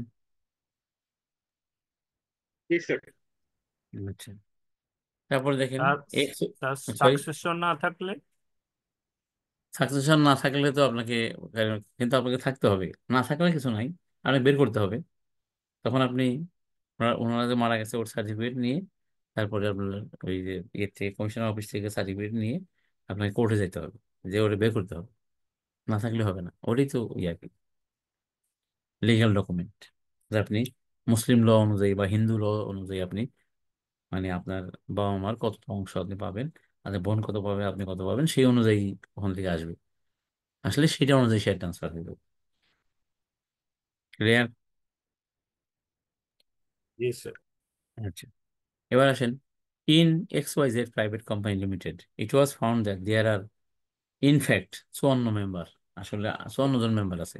তো প্রাইভেট কোম্পানি থেকে 54 জন হতে পারে? না, না স্যার, 50। 50 জন। আচ্ছা। আচ্ছা, কিন্তু অন অ্যান ইনকোয়ারি করে দেখা গেল ইট ওয়াজ ascertain that 6 of the such members are employees of the company। হ্যাঁ, তাহলে 6 জন বাদ দেন, তাহলে 48 জন হয়ে গেল। তাহলে ঠিক আছে না? জি স্যার। ঠিক আছে অ্যান্ড তাহলে। দে না, হ্যাভ, ম্যাক্সিমাম। হ্যাঁ ওই তো, তাহলে 54 থেকে 6 বাদ দেন। ওই 6 জন তো গোনার সময় 6 জন বাদ দিয়ে দিতে হবে। 54 জন অ্যাপারেন্টলি মনে হয়েছে, কিন্তু পরে ইনকোয়ারি করে দেখা গেছে যে 6 জন আসলে এমপ্লয়ি। এখন হচ্ছে and they have acquired the shares while they were employees of the company. Is it necessary to convert the company into a public company? বলেন। না স্যার, রিপোর্ট করার প্রয়োজন নেই। না, না স্যার। পাবলিক কথা, কারণ ওটা 48 জন। হ্যাঁ 48 জন, রাইট। তার মানে আমরা শিখলাম, যা যা এখানে শিখছি তার একটা মানে ই হয়ে গেল, আবার ঝালাই হয়ে গেল। এই তো আমরা এক কাজ করি যে ইয়েতে আসি, কনস্টিটিউশন ইনকর্পোরেশন। যে কিভাবে আসলে কনস্টিটিউশন বলতে হলো, কোম্পানি কনস্টিটিউশন বলতে আর্টিকেলসকে বোঝানো হয়। সরি, কনস্টিটিউশন বলতে বোঝানো হয় মেমোরেন্ডামকে, আর রেগুলেশন বলতে বোঝানো হয় আর্টিকেলসকে। তো এখানে বলছে প্রি ইনকর্পোরেশন কন্ট্রাক্ট। আমরা মানে সহজ করে বলে যে আপনি পড়ে নিন যে কনস্টিটিউশন এবং ইনকর্পোরেশন করার জন্য বোঝা যায় যদি আগের আগের যদি কোনো কন্ট্রাক্ট থাকে, কোম্পানি জন্মের আগের, আপনারা যে কয়জন তিনজন মিলে কোম্পানি করতেছি আমরা, হয়তো আমাদের মধ্যে এবং অন্য থার্ড পার্টির সাথে আমাদের আগে কিছু কন্ট্রাক্ট আছে, তারপরে আমরা কোম্পানি করতেছি। আইন বলছে যে আগের আগের যখন কোম্পানি জন্ম হয় নাই তার আগের কোনো কন্ট্রাক্ট, প্রি ইনকর্পোরেশন কন্ট্রাক্ট কোম্পানির উপরে কোনো বাধ্যবাধকতা তৈরি করিবে না, আবার নতুন করে করতে হবে। এটা হলো নলেজ, এটুকু জানলেই হয়ে গেল। বুঝতে পারছেন কিনা? আগের কোনো কন্ট্রাক্ট কোম্পানি যদি পরে তৈরি হয় তাহলে কোনো বাধ্যবাধকতা তৈরি করবে না, নতুন করে কন্ট্রাক্ট করতে হবে। কি ক্লিয়ার না ক্লিয়ার বলেন? Sir clear. ক্লিয়ার। জি স্যার হুম। ক্লিয়ার। এবার হলো certificate of incorporation, section 25 of the companies act. মানে কি বলে, যখনই আপনি কি করলেন, কোম্পানি সবকিছু আইন অনুযায়ী করে সাবমিট করলেন, আর ডিসি রেজিস্ট্রার সাহেব দেখলো, দেখে দেখলো যে হ্যাঁ আপনি কোম্পানি আইন আইন অনুযায়ী যা যা দেওয়া দরকার দিচ্ছেন একটা কোম্পানি রেজিস্ট্রেশন করার জন্য, রেজিস্ট্রেশন হয়ে যাবে। এবং আর ডিসি রেজিস্ট্রার সাহেব আপনাকে একটা সার্টিফিকেট দিবে, তার নাম হলো সার্টিফিকেট অফ ইনকর্পোরেশন। তো এটা কোথায় বলছে?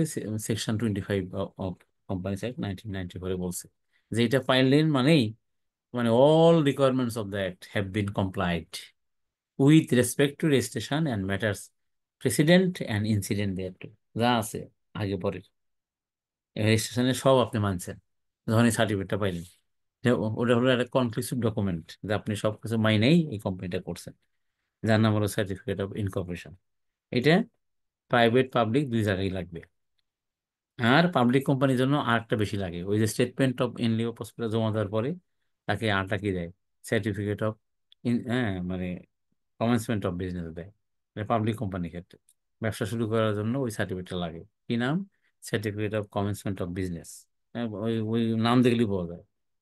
সেটা শুধু পাবলিক কোম্পানির ক্ষেত্রে, আর প্রাইভেট কোম্পানির ক্ষেত্রে শুধু সার্টিফিকেট অফ ইনকর্পোরেশন। এটি এই এখন প্রাইভেটের ক্ষেত্রে শুধু সার্টিফিকেট অফ ইনকর্পোরেশন হলেই হয়। হয়ে যায়, হ্যাঁ। কিন্তু পাবলিকের ক্ষেত্রে সাথে আরেকটা সার্টিফিকেট লাগবে। ওই দুইটা একদিনই দেয়, সাধারণত দুইটা একদিনই দেয়, কারণ আমরা ওই স্টেটমেন্ট ইনলিও প্রসপেক্টাস সাথে সাথে সাথে দিয়ে দিই। দেখা যায় যে আগে পরে, আগে সার্টিফিকেট ইনকর্পোরেশন হয়, পরে হয় কমেন্সমেন্ট অফ বিজনেস, এরকম হয় সাধারণত বাস্তবে আর কি। তো স্যার আপনাদের পাবলিকের জন্য certificate of commencement of incorporation এটা বিজনেস, লাগবে। হ্যাঁ লাগবে। ঠিক আছে। হ্যাঁ এটা লাগবে, এছাড়া হবে না। এবার বলি, আমরা যেভাবে এখানে মানে ইনকর্পোরেশন, তারপরে যে প্রি ইনভেস্টমেন্ট কন্ট্রাক্ট, বা এই যে এখানে একটা লাইন লেখা আছে ইনকর্পোরেশন শিখলাম, আসলে এই নলেজ দিয়ে তো আর ওই আপনারা প্রফেশনাল ইয়ের হবে না। তো যেটা মানে মানে এখানে শেখার জন্য আপনাদের একটু কাগজ কলম খাতাপত্র নিয়ে আপনাদের শিখতে হবে। একটু লিখলে যে এখানে ফরমেশনের কথা বলা আছে, যে mode of forming incorporation company. এখানে আবার ওই তিন ধরনের কথা বলা আছে, company limited by shares, limited by guarantee, unlimited company, এগুলা বলা আছে। আসলে আসলে এখানে অগোছালো। কিন্তু আপনি যদি ফরমেশন অফ কোম্পানি বলে আপনাকে, যে বা মানে হাউ টু ইনকর্পোরেট, হ্যাঁ কোম্পানি, এটা যদি বলে তাহলে আপনাকে যেটা প্রথমে বলতে হবে, যে ফার্স্ট স্টেপ হলো যে আপনাকে কি করতে হয়, প্রথমে হলো যে আপনাকে নিতে হবে একটা নেম ক্লিয়ারেন্স নিতে হবে প্রথমে। কোম্পানির নামটা ঠিক করতে হবে প্রথমে, যে কি নামে করতে চান, সেটা একটা নেম ক্লিয়ারেন্স লাগবে 1 নাম্বার। 2, ওই নেম ক্লিয়ারেন্স সহকারে আপনাকে একটা মেমোরেন্ডাম অফ অ্যাসোসিয়েশন এবং আর্টিকেলস অফ অ্যাসোসিয়েশন। কোম্পানি মানেই তো এই দুইটা জিনিস, মেমোরেন্ডাম অফ অ্যাসোসিয়েশন মানে যেখানে উদ্দেশ্য টুদ্দেশ্য সব লেখা থাকে, একটা হলো আর্টিকেলস অফ অ্যাসোসিয়েশন, ওই উদ্দেশ্য কিভাবে বাস্তবায়ন করবেন, তার জন্য ডাইরেক্টর কে হবে, হ্যাঁ অডিটর কে হবে, তাই না? চেয়ারম্যান কে হবে, এমডি কে হবে, এগুলা যেখানে লেখা আছে রেগুলেশনস অফ দ্য কোম্পানি আর কি, তার নাম হলো আর্টিকেলস অফ অ্যাসোসিয়েশন। এটা ড্রাফট করতে হবে। তাহলে ড্রাফটিং অফ, প্রথম নেম ক্লিয়ারেন্স, তারপরে হলো ড্রাফটিং অফ মেমোরেন্ডাম অ্যান্ড মানে আর্টিকেলস অফ অ্যাসোসিয়েশন। এই দুটো জিনিস ড্রাফটিং করা। কারণ ওখানে ড্রাফটিং করতে গেলে তো কোম্পানির নাম দরকার, আর নেম ক্লিয়ারেন্স আগে নেওয়া। তারপরে এটা হলো কি, অনলাইনে সাবমিট করা, আরজিসির অনলাইনে সাবমিট করা। তারপরে সাবমিট করার পরে আপনি ওখানে যখন নেক্সট নেক্সট দিবেন, দিলে পরে ওখান থেকে এই চলে আসবে ব্যাংকের স্লিপ, অ্যাকনোলেজমেন্ট স্লিপ চলে আসবে। সেই অ্যাকনোলেজমেন্ট স্লিপ অনুযায়ী পেমেন্ট করা সরকারকে। কি পেমেন্ট করা? ওই যে ফাইলিং ফিস, তারপরে stamp fees, registration fees, VAT tax, VAT এগুলো এগুলো দিয়ে অনলাইন থেকে চলে আসে।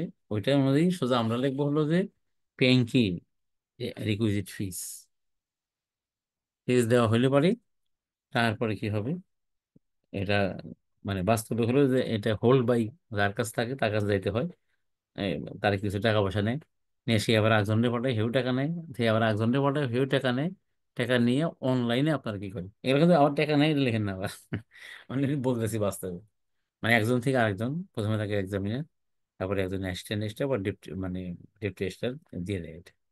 অথবা এখন অ্যাসিস্ট্যান্ট স্টাফ দিয়ে দেয়, মানে মানে এক্সামিনারের পরে একজন এর কাছে যায়, যাওয়ার পর আরেকটা কার কাছে যায়, তারপরে যায় হলো এর কাছে, এই অ্যাসিস্ট্যান্টের কাছে। সে আপনার যে একটা মেইল নাম্বার থাকবে, ওই মেইল নাম্বারে আপনাকে সার্টিফিকেট অফ ইনকর্পোরেশন, তারপরে মেমোরেন্ডাম অফ অ্যাসোসিয়েশন এবং পিডি, পার্টিকুলার্স অফ ডাইরেক্টরস, যা যা ওই অনলাইনে যখন এন্ট্রি দিবেন তখন এগুলো সব তৈরি হয়ে যায়।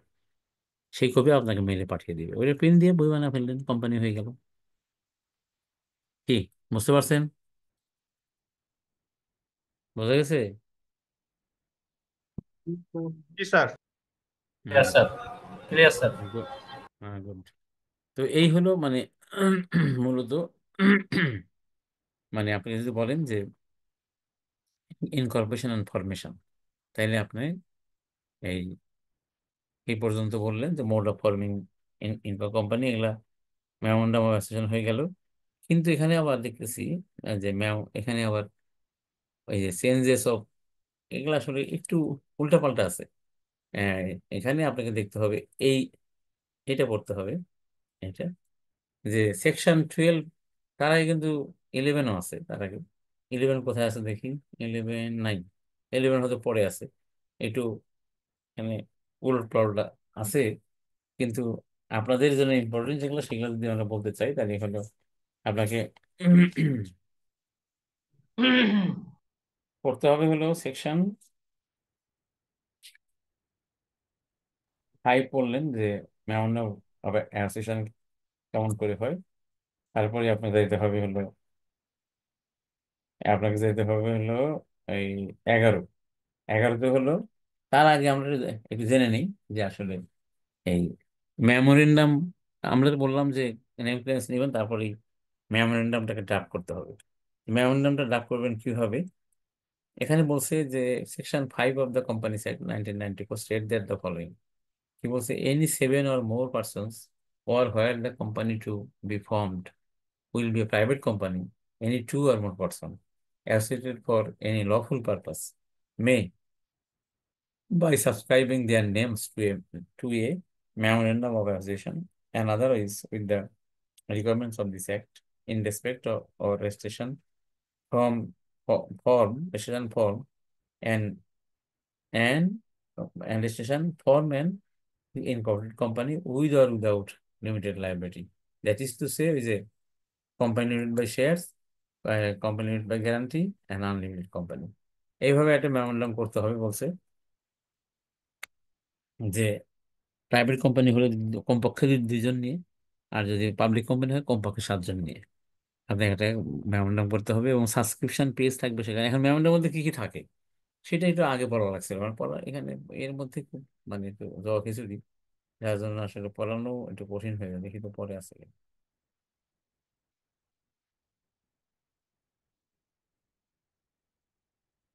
পরে আছে, আমি জানি পরে আছে, কিন্তু যাই হোক আমি বলে দিই। স্যার স্যার এটা বলেন। জগা জগা খিচুড়ি হলে আমাদের প্রবলেম হবে না স্যার?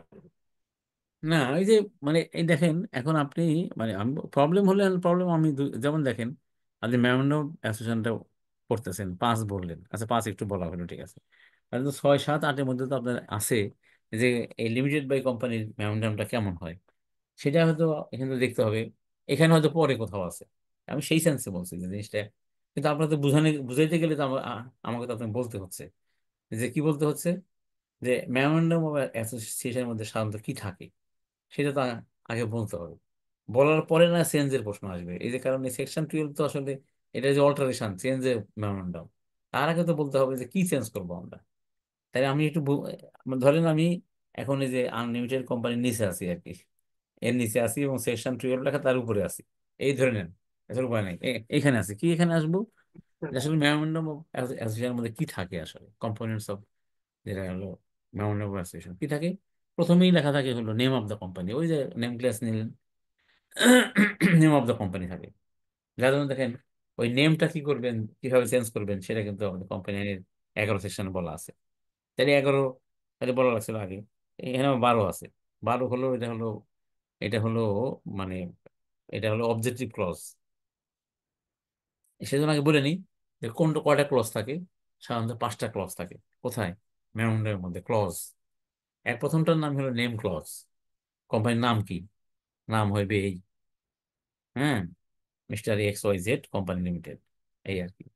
তারপরে 2 হলো কি অ্যাড্রেস, অ্যাড্রেস কোথায় হবে, অ্যাড্রেস ক্লজ, লিখে নিন, সেটা হলো যে এনিহোয়ার ইন দ্য বাংলাদেশ, এই কথা লেখা হয়, কেন লেখা হয়, আপনি যদি আজকাল এখানে ঢাকা হইবে, তো কালকে যদি বগুড়া অফিস করেন তখন আর করতে পারবেন না, তখন আবার আবার চেঞ্জ করতে হবে, এই জন্য আমরা বলি যে এনিহোয়ার ইন বাংলাদেশ, তারপরে আমরা ফর্ম 6 দিয়ে দিয়ে আপনি চেঞ্জ করলেন, অসুবিধা নেই।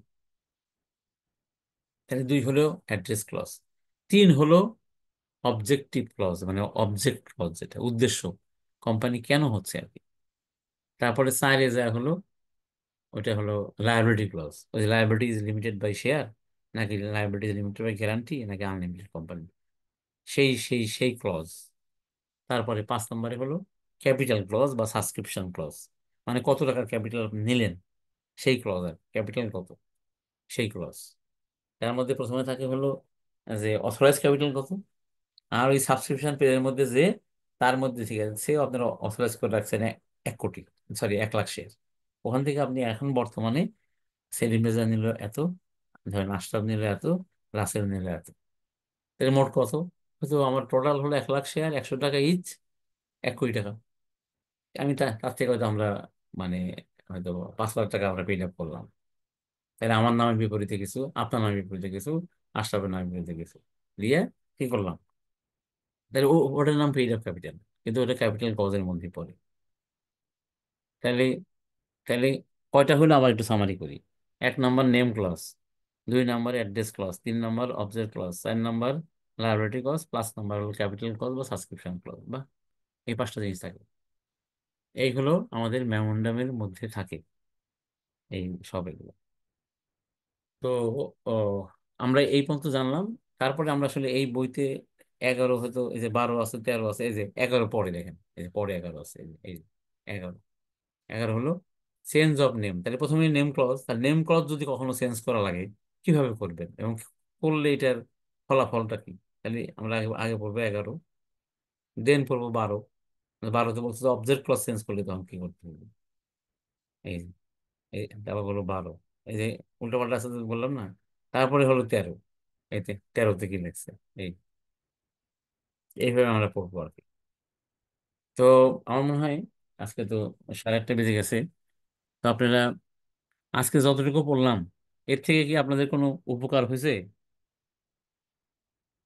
জি স্যার। জি স্যার। অবশ্যই তার উপকার হয়েছে। থ্যাংক অবশ্যই ইউ স্যার। স্যার।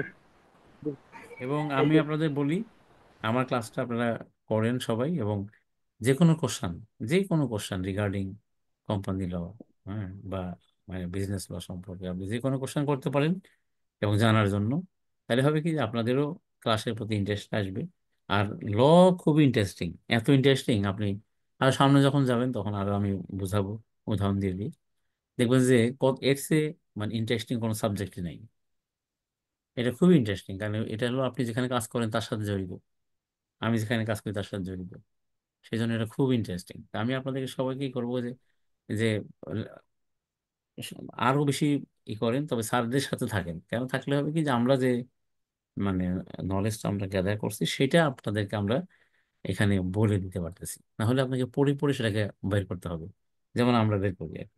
পড়ে পড়ে বের করতে অনেক সময় লাগবে, তাহলে তো আপনি তো এখন সেই সময় দিতে পারবেন না। সেই জন্য হলো এখন হলো জানতে হবে, স্যারদের কাছ থেকে পড়তে হবে, ভালো করে বুঝতে হবে আর কি। তো সেটা করবেন ইনশাল্লাহ এবং ক্লাসে আসবেন, ঠিক আছে? তো আজকে রাখি, আজকের মতো।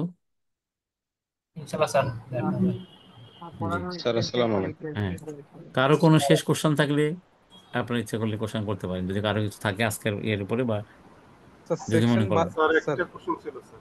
স্যার হ্যাঁ সেকশন হ্যাঁ, 12 তে স্যার কি আছে বললেন স্যার? সেকশন 12টা আমি একটু অবজেক্ট, শুনতে পাই। অবজেক্ট ক্লজ, মানে যেটা হলো ওই যে বললাম 1 2 3, নেম জি জি অ্যাড্রেস, তারপরে অবজেক্ট, উদ্দেশ্য। আচ্ছা হ্যাঁ, আচ্ছা। এইটা সেই পিপিটি উদ্দেশ্যের কিভাবে চেঞ্জ করা যায়, উদ্দেশ্য চেঞ্জ করা যায়, সেগুলো নিয়ে আলোচনা, ঠিক আছে? জি স্যার, থ্যাংক স্যার ইউ। আমার একটু জানার ছিল স্যার, মানে হ্যাঁ, বলেন বলেন। স্যার আমাদের টোটাল সিলেবাসে তো অনেকগুলো ল আছে, তো হ্যাঁ আমাদের এই যে ম্যানুয়ালটা মোস্ট প্রবাবলি যতটুকু মনে হচ্ছে মেইন ল থেকে হ্যাঁ, কাট করে ম্যানুয়ালটা জোরে বলেন না, ম্যানুয়ালটা। হ্যাঁ, মানে ম্যানুয়ালটা যতটুকু মনে হচ্ছে সামারাইজড একটা মানে বুক আর কি, আইনের। তো হুম, আমাদের কি আসলে এই ম্যানুয়ালটাই সাফিসিয়েন্ট নাকি হ্যাঁ এডিশনাল হ্যাঁ, কোনো? এখন ম্যানুয়ালটাই সাফিসিয়েন্ট, মানে ম্যানুয়ালে যা আছে আইটেম সেগুলো পড়লেই হয়ে যায়। আচ্ছা, মানে সবগুলো আইনের জন্য, মানে যতগুলো সবগুলো সিলেবাসের। আইনেরটাই আছে, হ্যাঁ তাই তো দেখি, তাই এখন তো এখান থেকেই হয়ে যায়। আচ্ছা আচ্ছা। তাই তো। পেইড আপ ক্যাপিটাল নিয়ে আরেকটা বললেন। বিষয় স্যার, আরেকটা বিষয় ছিল স্যার, সেটা হলো ওই হ্যাঁ প্রাইভেট লিমিটেড কোম্পানির ক্ষেত্রে সর্বোচ্চ যে সদস্য সংখ্যা, সেক্ষেত্রে আপনার যদি ওই যেটা আপনি এক্সাম্পলে বললেন যে 54 জন ছিল এমপ্লয়ি সহ, হুম সেক্ষেত্রে যদি 6 জন হয় হলো কি এমপ্লয়ি, আর বা 48 জন যদি হয় হচ্ছে কি পেড শেয়ার হোল্ডার, হ্যাঁ, সেক্ষেত্রে আমি যদি হলো গিয়ে 50 জন পর্যন্ত রাখি, অর্থাৎ 2 জন এমপ্লয়ি বাকি 48 জন যদি পেড শেয়ার হোল্ডার রাখি, সেক্ষেত্রে কোনো কোনো সমস্যা প্রবলেম নেই, নেই। কোনো সমস্যা নেই, আচ্ছা আচ্ছা, মানে সর্বোচ্চ 50 জন। কোনো সমস্যা নেই। ও প্রকৃত তো আপনি সেফ, আরো সেফ, ঠিক আছে? আচ্ছা আচ্ছা, ঠিক ওকে, আছে, thank you sir, thank you. জি ওয়েলকাম। তো ঠিক আছে, রাখি তাহলে আজকের মতো। জি স্যার, জি স্যার, জি স্যার, ওকে, আসসালামু আলাইকুম। থ্যাংক ইউ জি, স্যার, আসসালামু আলাইকুম। ওয়ালাইকুম আসসালাম। জি, আমাদের আবার দেখা হবে। হ্যাঁ, আমরা বেশি বেশি ইনশাআল্লাহ। ক্লাস করি, ইনশাল্লাহ অসুবিধা নেই, সব সমস্যার সমাধান হয়ে যাবে।